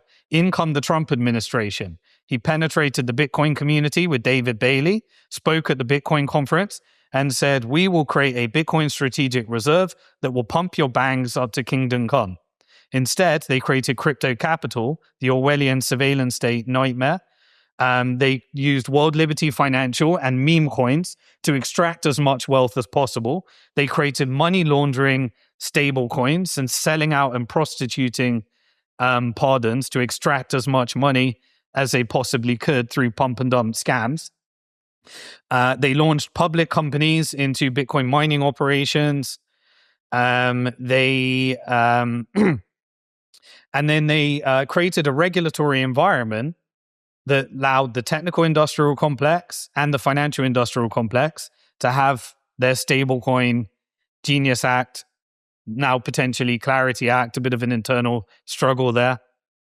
And Cantor Fitzgerald, Howard Lutnick, started infiltrating the community, started with Tether and solved their banking issues. I'm very skeptical about that hack in 2016. I was intimately involved and became a shareholder in Bitfinex as a result of that. You can look at the flow there. Do we really believe that it was the crocodile of Wall Street, Razak Khan, and the husband that went to prison, who was also connected to Ukraine and Israel? Whenever you hear Lazarus and North Korea, think Israel. This is where the crimes against humanity with plausible deniability of Mick and Tick and Fick happen. The money goes back to the US stock market. But anyway, you had Operation ChokePoint 2.0. You wiped out the crypto-friendly bank. You regime changed the system. You give the industry to BlackRock, State Street, Vanguard. You had Peter Thiel, who'd long-term used the Epstein network to try and infiltrate the developers. Started funding Coinbase, Blockstream, various other things. You used Brock Pierce as the front from the Epstein network. Brock Pierce tried to tell me that Dr. Craig Wright was Satoshi Nakamoto. Satoshi Nakamoto led into the hard fork wars. You tried to get everyone over on Bitcoin Cash, Bitcoin SV. But what the real goal was to launch the stable coins, which, guess what? Brock Pierce sold to Tether, which became rebranded as Tether, Realcoin, I think it was originally, with his connections to Jeffrey Epstein. And so it kind of comes back to the origin story of Bitcoin as well, which they tried to psyop as well, and pretend that Jeffrey Epstein created Bitcoin, which anyone that studies this is absolutely ludicrous. But it kind of comes back to a Bitcoin story, and I think we get closer to understanding the roots of this. But getting back to finishing off that thread, Operation ChokePoint 2.0, I think I followed the money. I read 4,000 court documents in the Celsius bankruptcy because I was a small percentage of my Bitcoin I decided to borrow against it, and I got punished and became a $45 million creditor that made me the 7th largest creditor in the bankruptcy case. There were 650,000 victims, suicides, people that had to come out of retirement because Maszynski persuaded them to put all their money in this scam. And I spent 2 years in court, and I read every single document. Pages, I got a stack of documents that I read. I followed every single part of the FTX case, the Gemini case, the Genesis case, the Terra Luna case, because I wanted the Tether case. We ended up suing Tether, and settling for about $500 million or so. Every part of the banking operation, I spent 3 years obsessing day and night over understanding every transaction, every flow of fund, everything I could find out about what happened there. And it was deeply, from my mind, coordinated, and Peter Thiel is your guy. And Brock Pierce was the front man for the Jeffrey Epstein network in our industry. And the goal was to take out that network that was being built around stablecoins that connected Alameda, FTX with those crypto-friendly banks, engineer a rug pull, discredit the industry, target the industry. And again, this doesn't take away from the crimes. We had all sorts of criminals in our industry. I'm not trying to paint them as victims. They deserve to rot in hell in prison for what they did. They were just as bad. please don't take this as me painting our industry as the victims.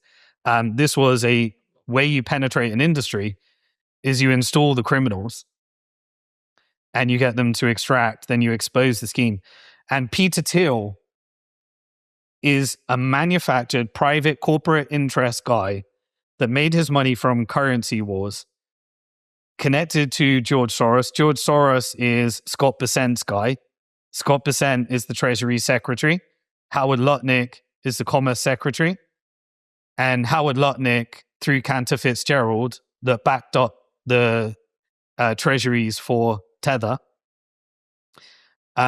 set about trying to build as many collateralized debt obligations so that they could acquire key infrastructure in Bitcoin and centralize it. So he went after Jack Mallers and said, let's get Bitcoin-backed loans merged into 21 Capital, partnered with, funded by Tether. Let's get Adam back to probably reverse merge all of that mining operations from Blockstream. I have to ask you about the Bitcoin-backed loans, though, because like there's a big difference between the way that Celsius were doing it and the way that like a Strike or a Ledden are doing it in terms of the rehypothecation of the loan. Like, do you think they're intrinsically bad? Because like if you want liquidity for your Bitcoin and you manage the amount of Bitcoin you're borrowing against well, then surely that's a good tool to have as a Bitcoiner. Okay. When you analyze the parts in themselves, they could be all legitimate and fine. I'm not saying that Jack Mallers is doing Celsius.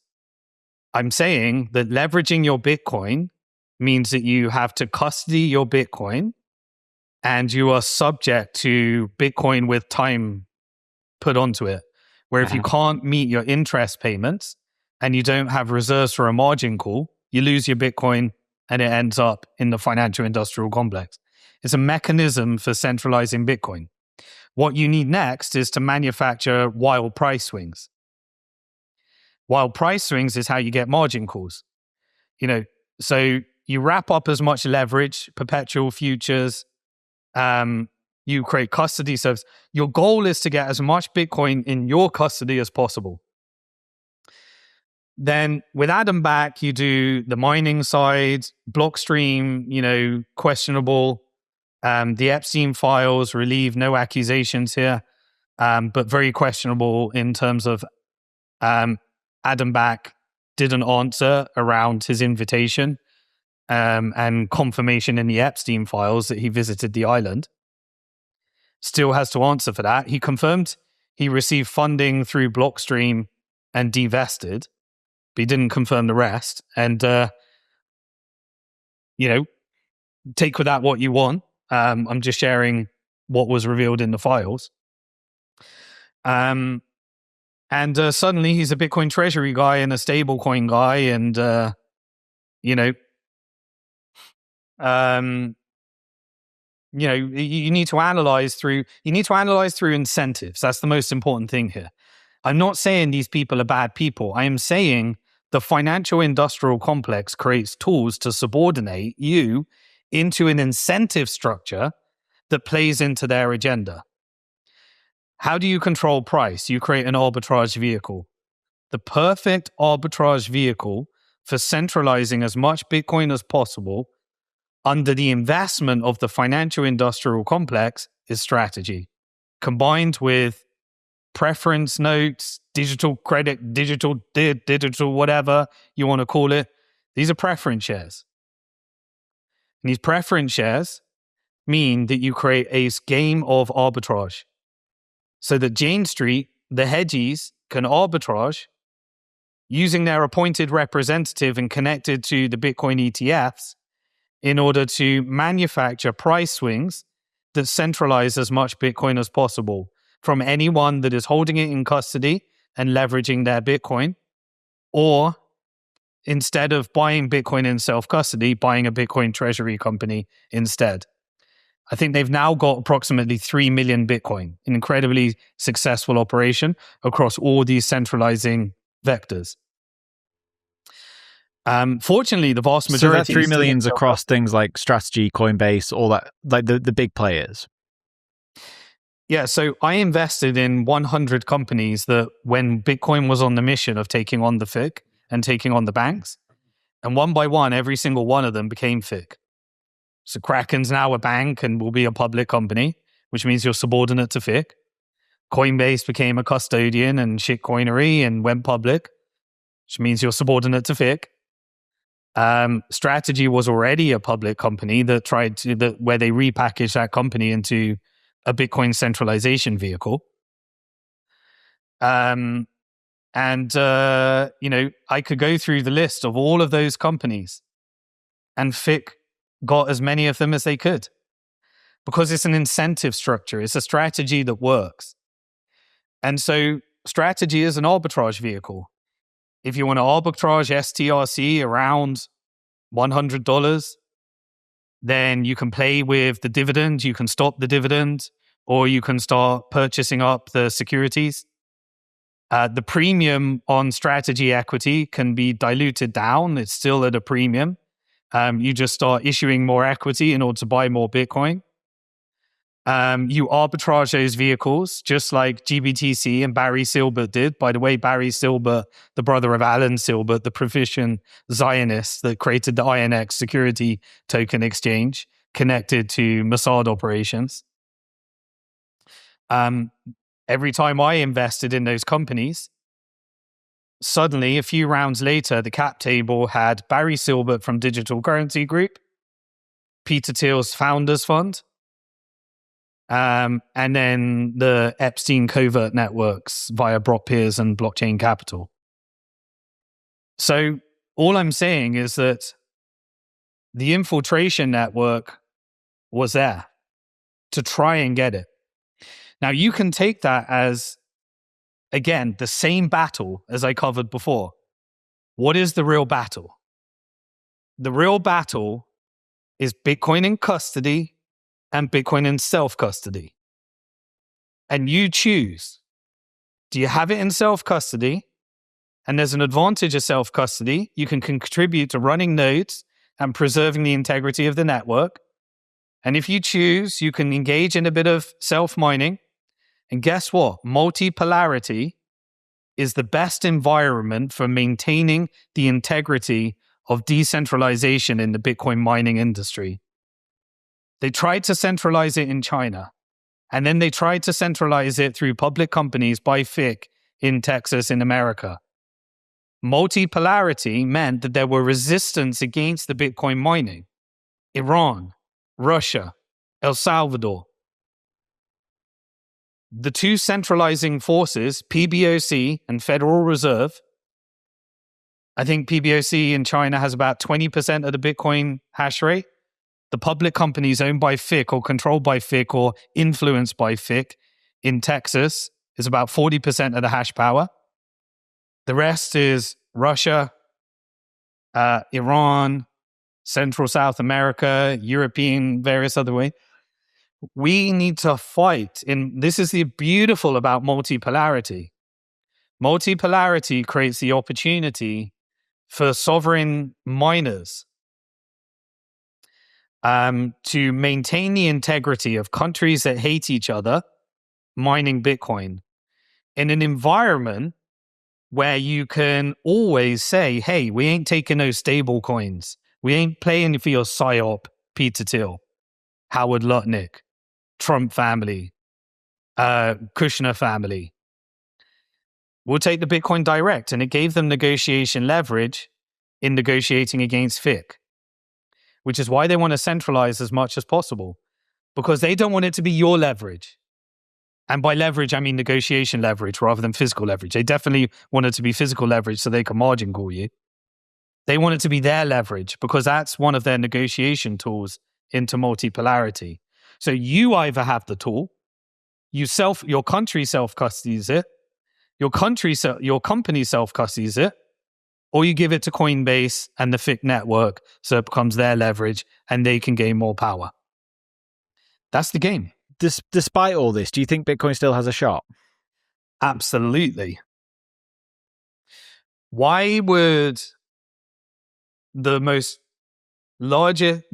important power structure in the world, next to China and PBOC, the financial industrial complex, with trillions and trillions and trillions of assets under management, bother having an infiltration operation for this thing that doesn't matter? Gold mattered. So they did the same thing that they're trying to do to Bitcoin as they did with gold. They said it gives people an exit if they self-custody. So let's provide the custody service so everyone gives it to us. And then we'll try and corner as much of it, but we still want it to exist. Why? Because gold is our exit. Mm-hmm. We want gold to be our exit. We want to utilize it to be able to negotiate, to concentrate more power for ourselves. FIC wants the same with Bitcoin. Bitcoin improves upon the properties of auditability, transportability, and the ability to take the self-custody Bitcoin and own your money with no counterparty, send your money with no government, and protect yourself from central banking money printing in the long term. So let's oppress the price for as long as we can, and let's centralize as much of it as we can. But we don't want to kill it. Why would I want to make strategy bankrupt and put it in Chapter 11? It's the perfect vehicle for short-term manipulating the price of Bitcoin with the arbitrages and the hedges. That's why it's so liquid. It's one of the most liquid options market and arbitrage markets in the world. You think that comes from retail? That's Jane Street. That's the financial industrial complex. That's a mechanism for doing to Bitcoin what they did to gold. So you have to be patient. You're either going to give them your Bitcoin, but they'll be more patient. They'll try and be more patient than the short-term speculators that they've manufactured, where they want to make money in shitcoinery and all sorts of stuff. They'll want you to be levered up. They'll say you either become our Bitcoin collateralized debt obligation, or we'll, so that we can try and get your Bitcoin in custody. But we don't want you to self-custody it. That's what they don't want. So you resist by self-custody. It comes down to your opinion on why Bitcoin was created in the first place. I recently shared my opinion, shared by other people as well. I personally believe that Satoshi Nakamoto was Len Sassaman. And Len Sassaman, again, I think a documentary came out. I covered this a while back. Dr. Jack Cruz was someone else that covered this as well. And there was a documentary that recently came out that also reached the same conclusion. Seeking Satoshi, I think it was called. It came to the conclusion that it was Len Sassaman and Hal Finney together. I mean, it was a good documentary. Like, they put together a pretty strong case, I think. It's one of the better ones I've seen. Yeah, I haven't actually watched it yet, so I'm going to watch it. But Len Sassaman was, studied under David Chaum. David Chaum was DigiCash. DigiCash was shut down because they built private money on top of the banking system. So just like Operation ChokePoint 2.0, they used that to shut it down. I'm not making any accusations here, but when they shut things down, just like they did with CZ, you get to negotiate favorable conditions if you serve certain three-letter agency agendas. I believe that from that, they wanted to create what is the Orwellian stablecoin CBDC network of digital currency, and that was the purpose of the project. Len Sassaman studied under David Chaum. There were several companies that were set up in Netherlands and the same university where David Chaum was the teacher, and he was the cryptography cypherpunk student. There were connections to the cypherpunk movement connecting Len Sassaman to Hal Finney. I believe Hal Finney did the first transaction. It's plausible to me that Len Sassaman wrote the white paper. And that white paper was a resistance movement against what they actually wanted to create. Because the white paper outlined how to do it with open source code in a distributed supercomputer. It mentioned Adam Back in terms of what he'd created through PGP, through spam prevention on email. But it wasn't Adam Back. Adam Back was catching up with Bitcoin through his own self-admission in 2013. The same time that later became Blockstream, Peter Thiel network, funding, all the penetration that happened around then. The first communication between Jeffrey Epstein was when he wanted to contact Gavin Andresen and Amir Taki. Amir Taki was the guy that invited me to the first Bitcoin conference after I went to visit a squat in Old Street where some Bitcoin developers were coding in Bitcoin Core, including Amir Taki, who wanted to work on the technology that Peter Todd tried to stop happening, which was CoinJoin and privacy on top of Bitcoin. Amir Taki was contacted by Jeffrey Epstein. He sent his business partner to go meet him. If you look at what happened in 2011, Gavin Andresen turned down the meeting with Jeffrey Epstein. But all around that time, you had Julian Assange and WikiLeaks saying they wanted to use Bitcoin. Satoshi saying, we're not ready. I'm scared of this attention. We had the handover to Gavin Andresen. Gavin Andresen then said, I'm going to tell everybody I'm meeting with the CIA to explain Bitcoin. Gavin Andresen then met with the CIA.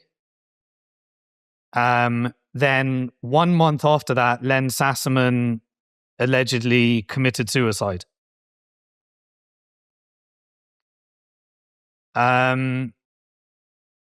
We know that Hal Finney was involved in the first transaction, and we know his, his causes of death. And I think that's quite right that those were the two key people. And this was around the time that the next communication after that was in the Epstein files was Peter Thiel around 2014. And he was communicating via introductions through Brock Pierce how to destabilize the market around unit of account, median of exchange, and store of value was the communications. And this is when Brock Pierce co-founded and funded what later became Tether. Then we had the creation of the Bitcoin Foundation, which had all the controversial characters. They got taken out one by one. Mark Capellas with the hack of Mt. Gox, Charlie Shrem with money laundering for Silk Road, the Brock Pierce, he had all his allegations and history of sex crimes that was settled. Read into that what you will. He was a childhood actor in Hollywood. We know how that industry works. He was involved in Silicon Valley, had a pump and dump during the dot-com boom and bust. We know what happened there. And then he had the sex allegations, which are publicly available. I'm just sharing what's publicly available. Then in 2014, we had the connection with Brock Pierce, Peter Thiel. But in that 2011 period, we don't know, Gavin Andresen was really the lead developer. And then we kind of led into the offshoots like Mike Hearn with Google, which wanted to create KYC on chain. And we led into the whole big block, small block debate.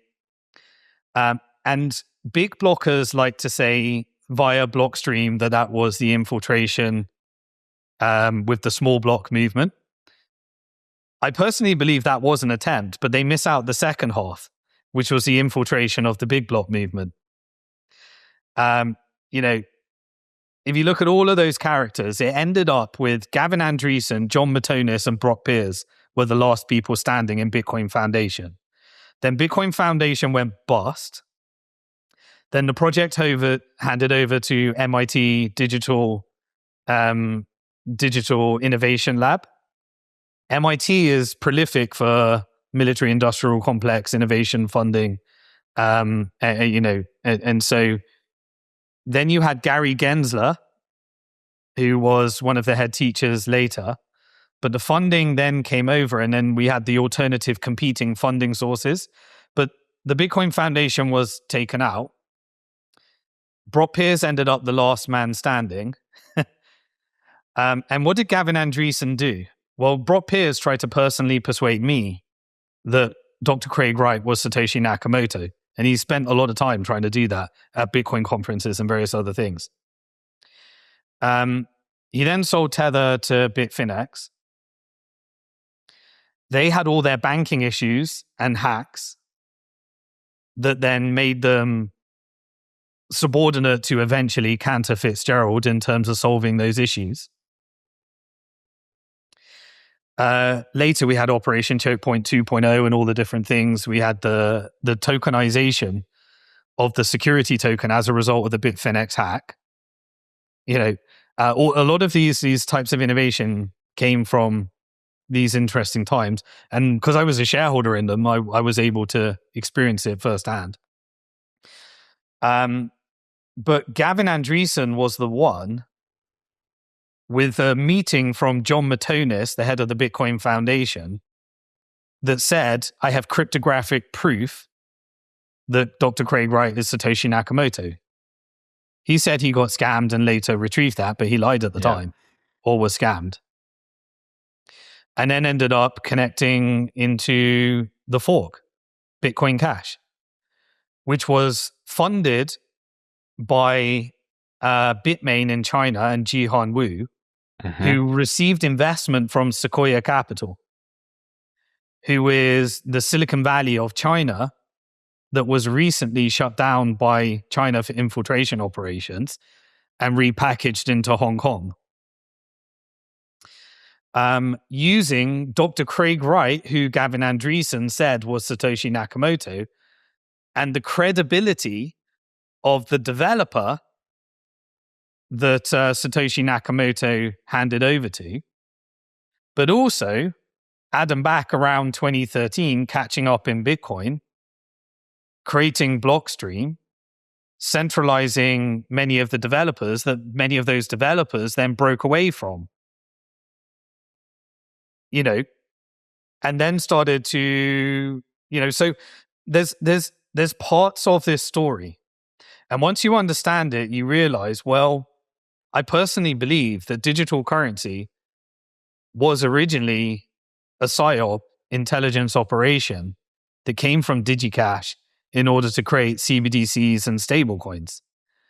And the white paper was an anonymous resistance from that to create something that could be held in self-custody, where you own your own money, can spend your own money, enforced by a decentralized network of supercomputers that originally consist of probably Len Sassaman and Hal Finney to begin with.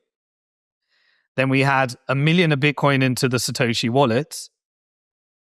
And then we had the death of those who were likely able to control those keys. Read into that whatever you choose. Then we had the infiltration operations, and then we had several wars and hard forks. I think each one of those was Bitcoin, the decentralized project, becoming stronger and stronger through every infiltration operation. The latest infiltration operation is Wall Street and the financial industrial complex that is trying to wrap Bitcoiners into subordination vehicles.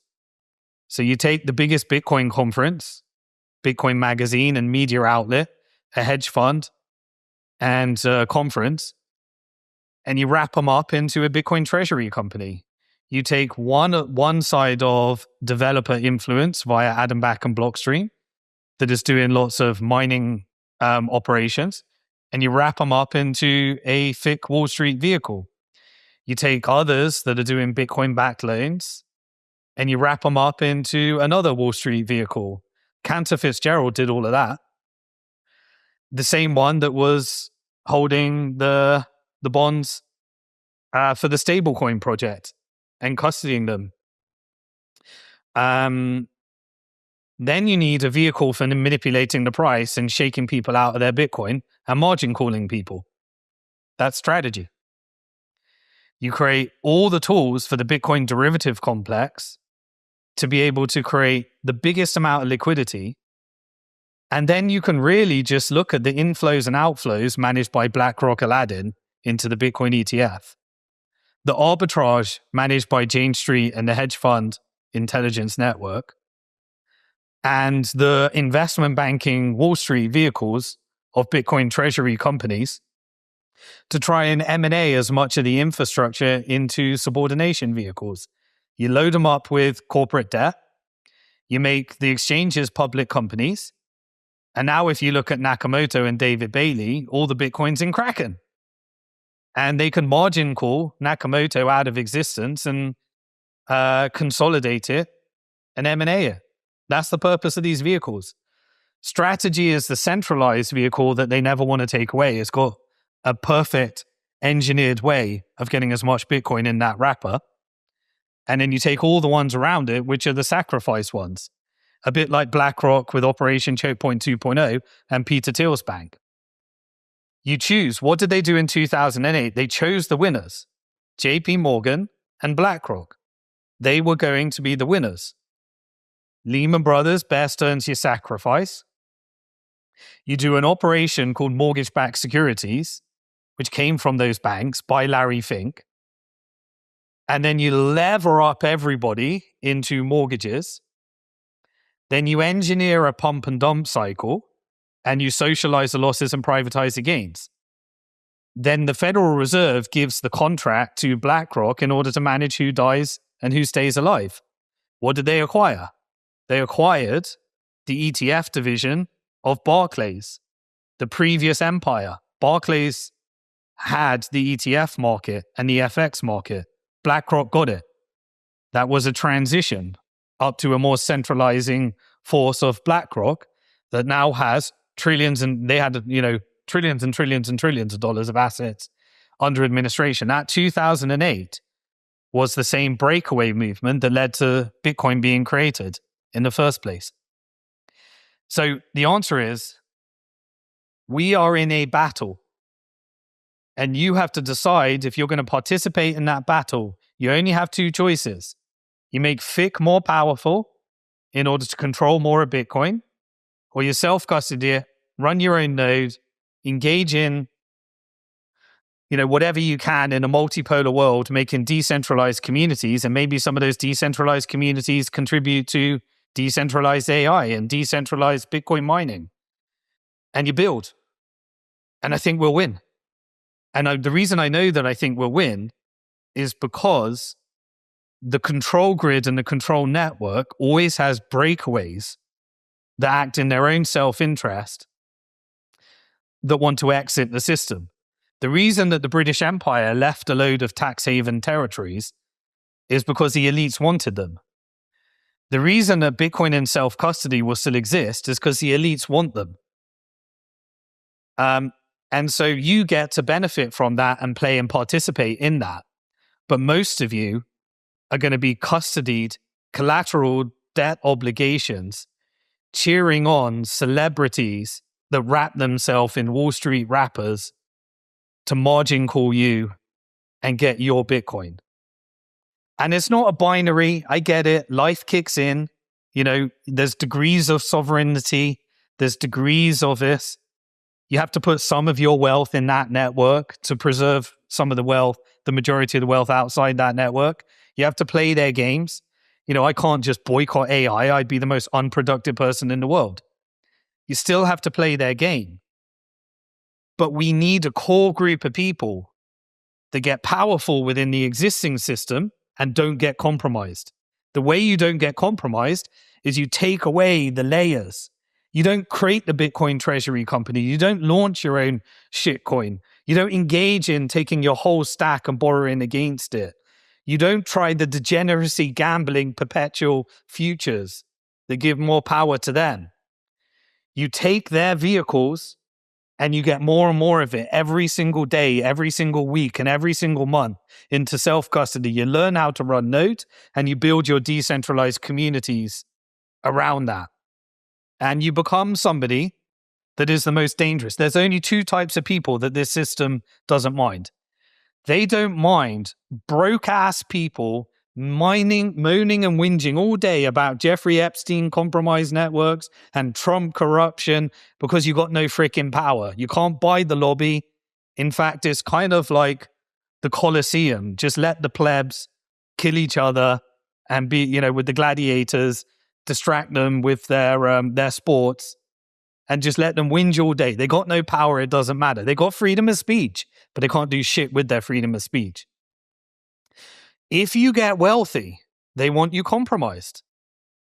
They want you in their control grids. They want you in a Wall Street vehicle. They want you Jeffrey Epsteined. They want you engaging in degeneracy, so they got blackmail operations. They want you levered. They want you Elon Musked. They want you, the trillionaire can have his entire net worth wiped out because they borrowed against his stock. He's got subordinated to FIC. He requires military capital to achieve his goal for tick. And he is as subordinated as they get. If you want to wipe out, if Elon Musk doesn't comply, you wipe out his net worth overnight. He gets to play that. But the wealth he's got outside the system in self-custody is his vehicle for fighting against the oppression networks. Because that's network. You're a trillionaire when you can send $1 trillion of Bitcoin or send $1 trillion of gold without needing any shipment or port or government to do it.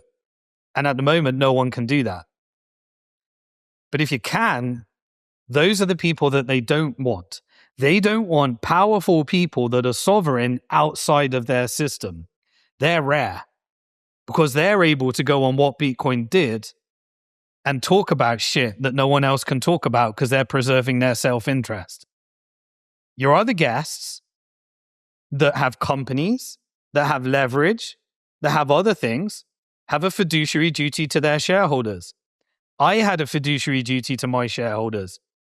I sold my company to Coinbase. I got rid of all my private equity investments. I spent trying to get rid of as many subordination vehicles as I could so that I could have this conversation with you today. Because will Bitcoin win? Yes, because FU money has to exist.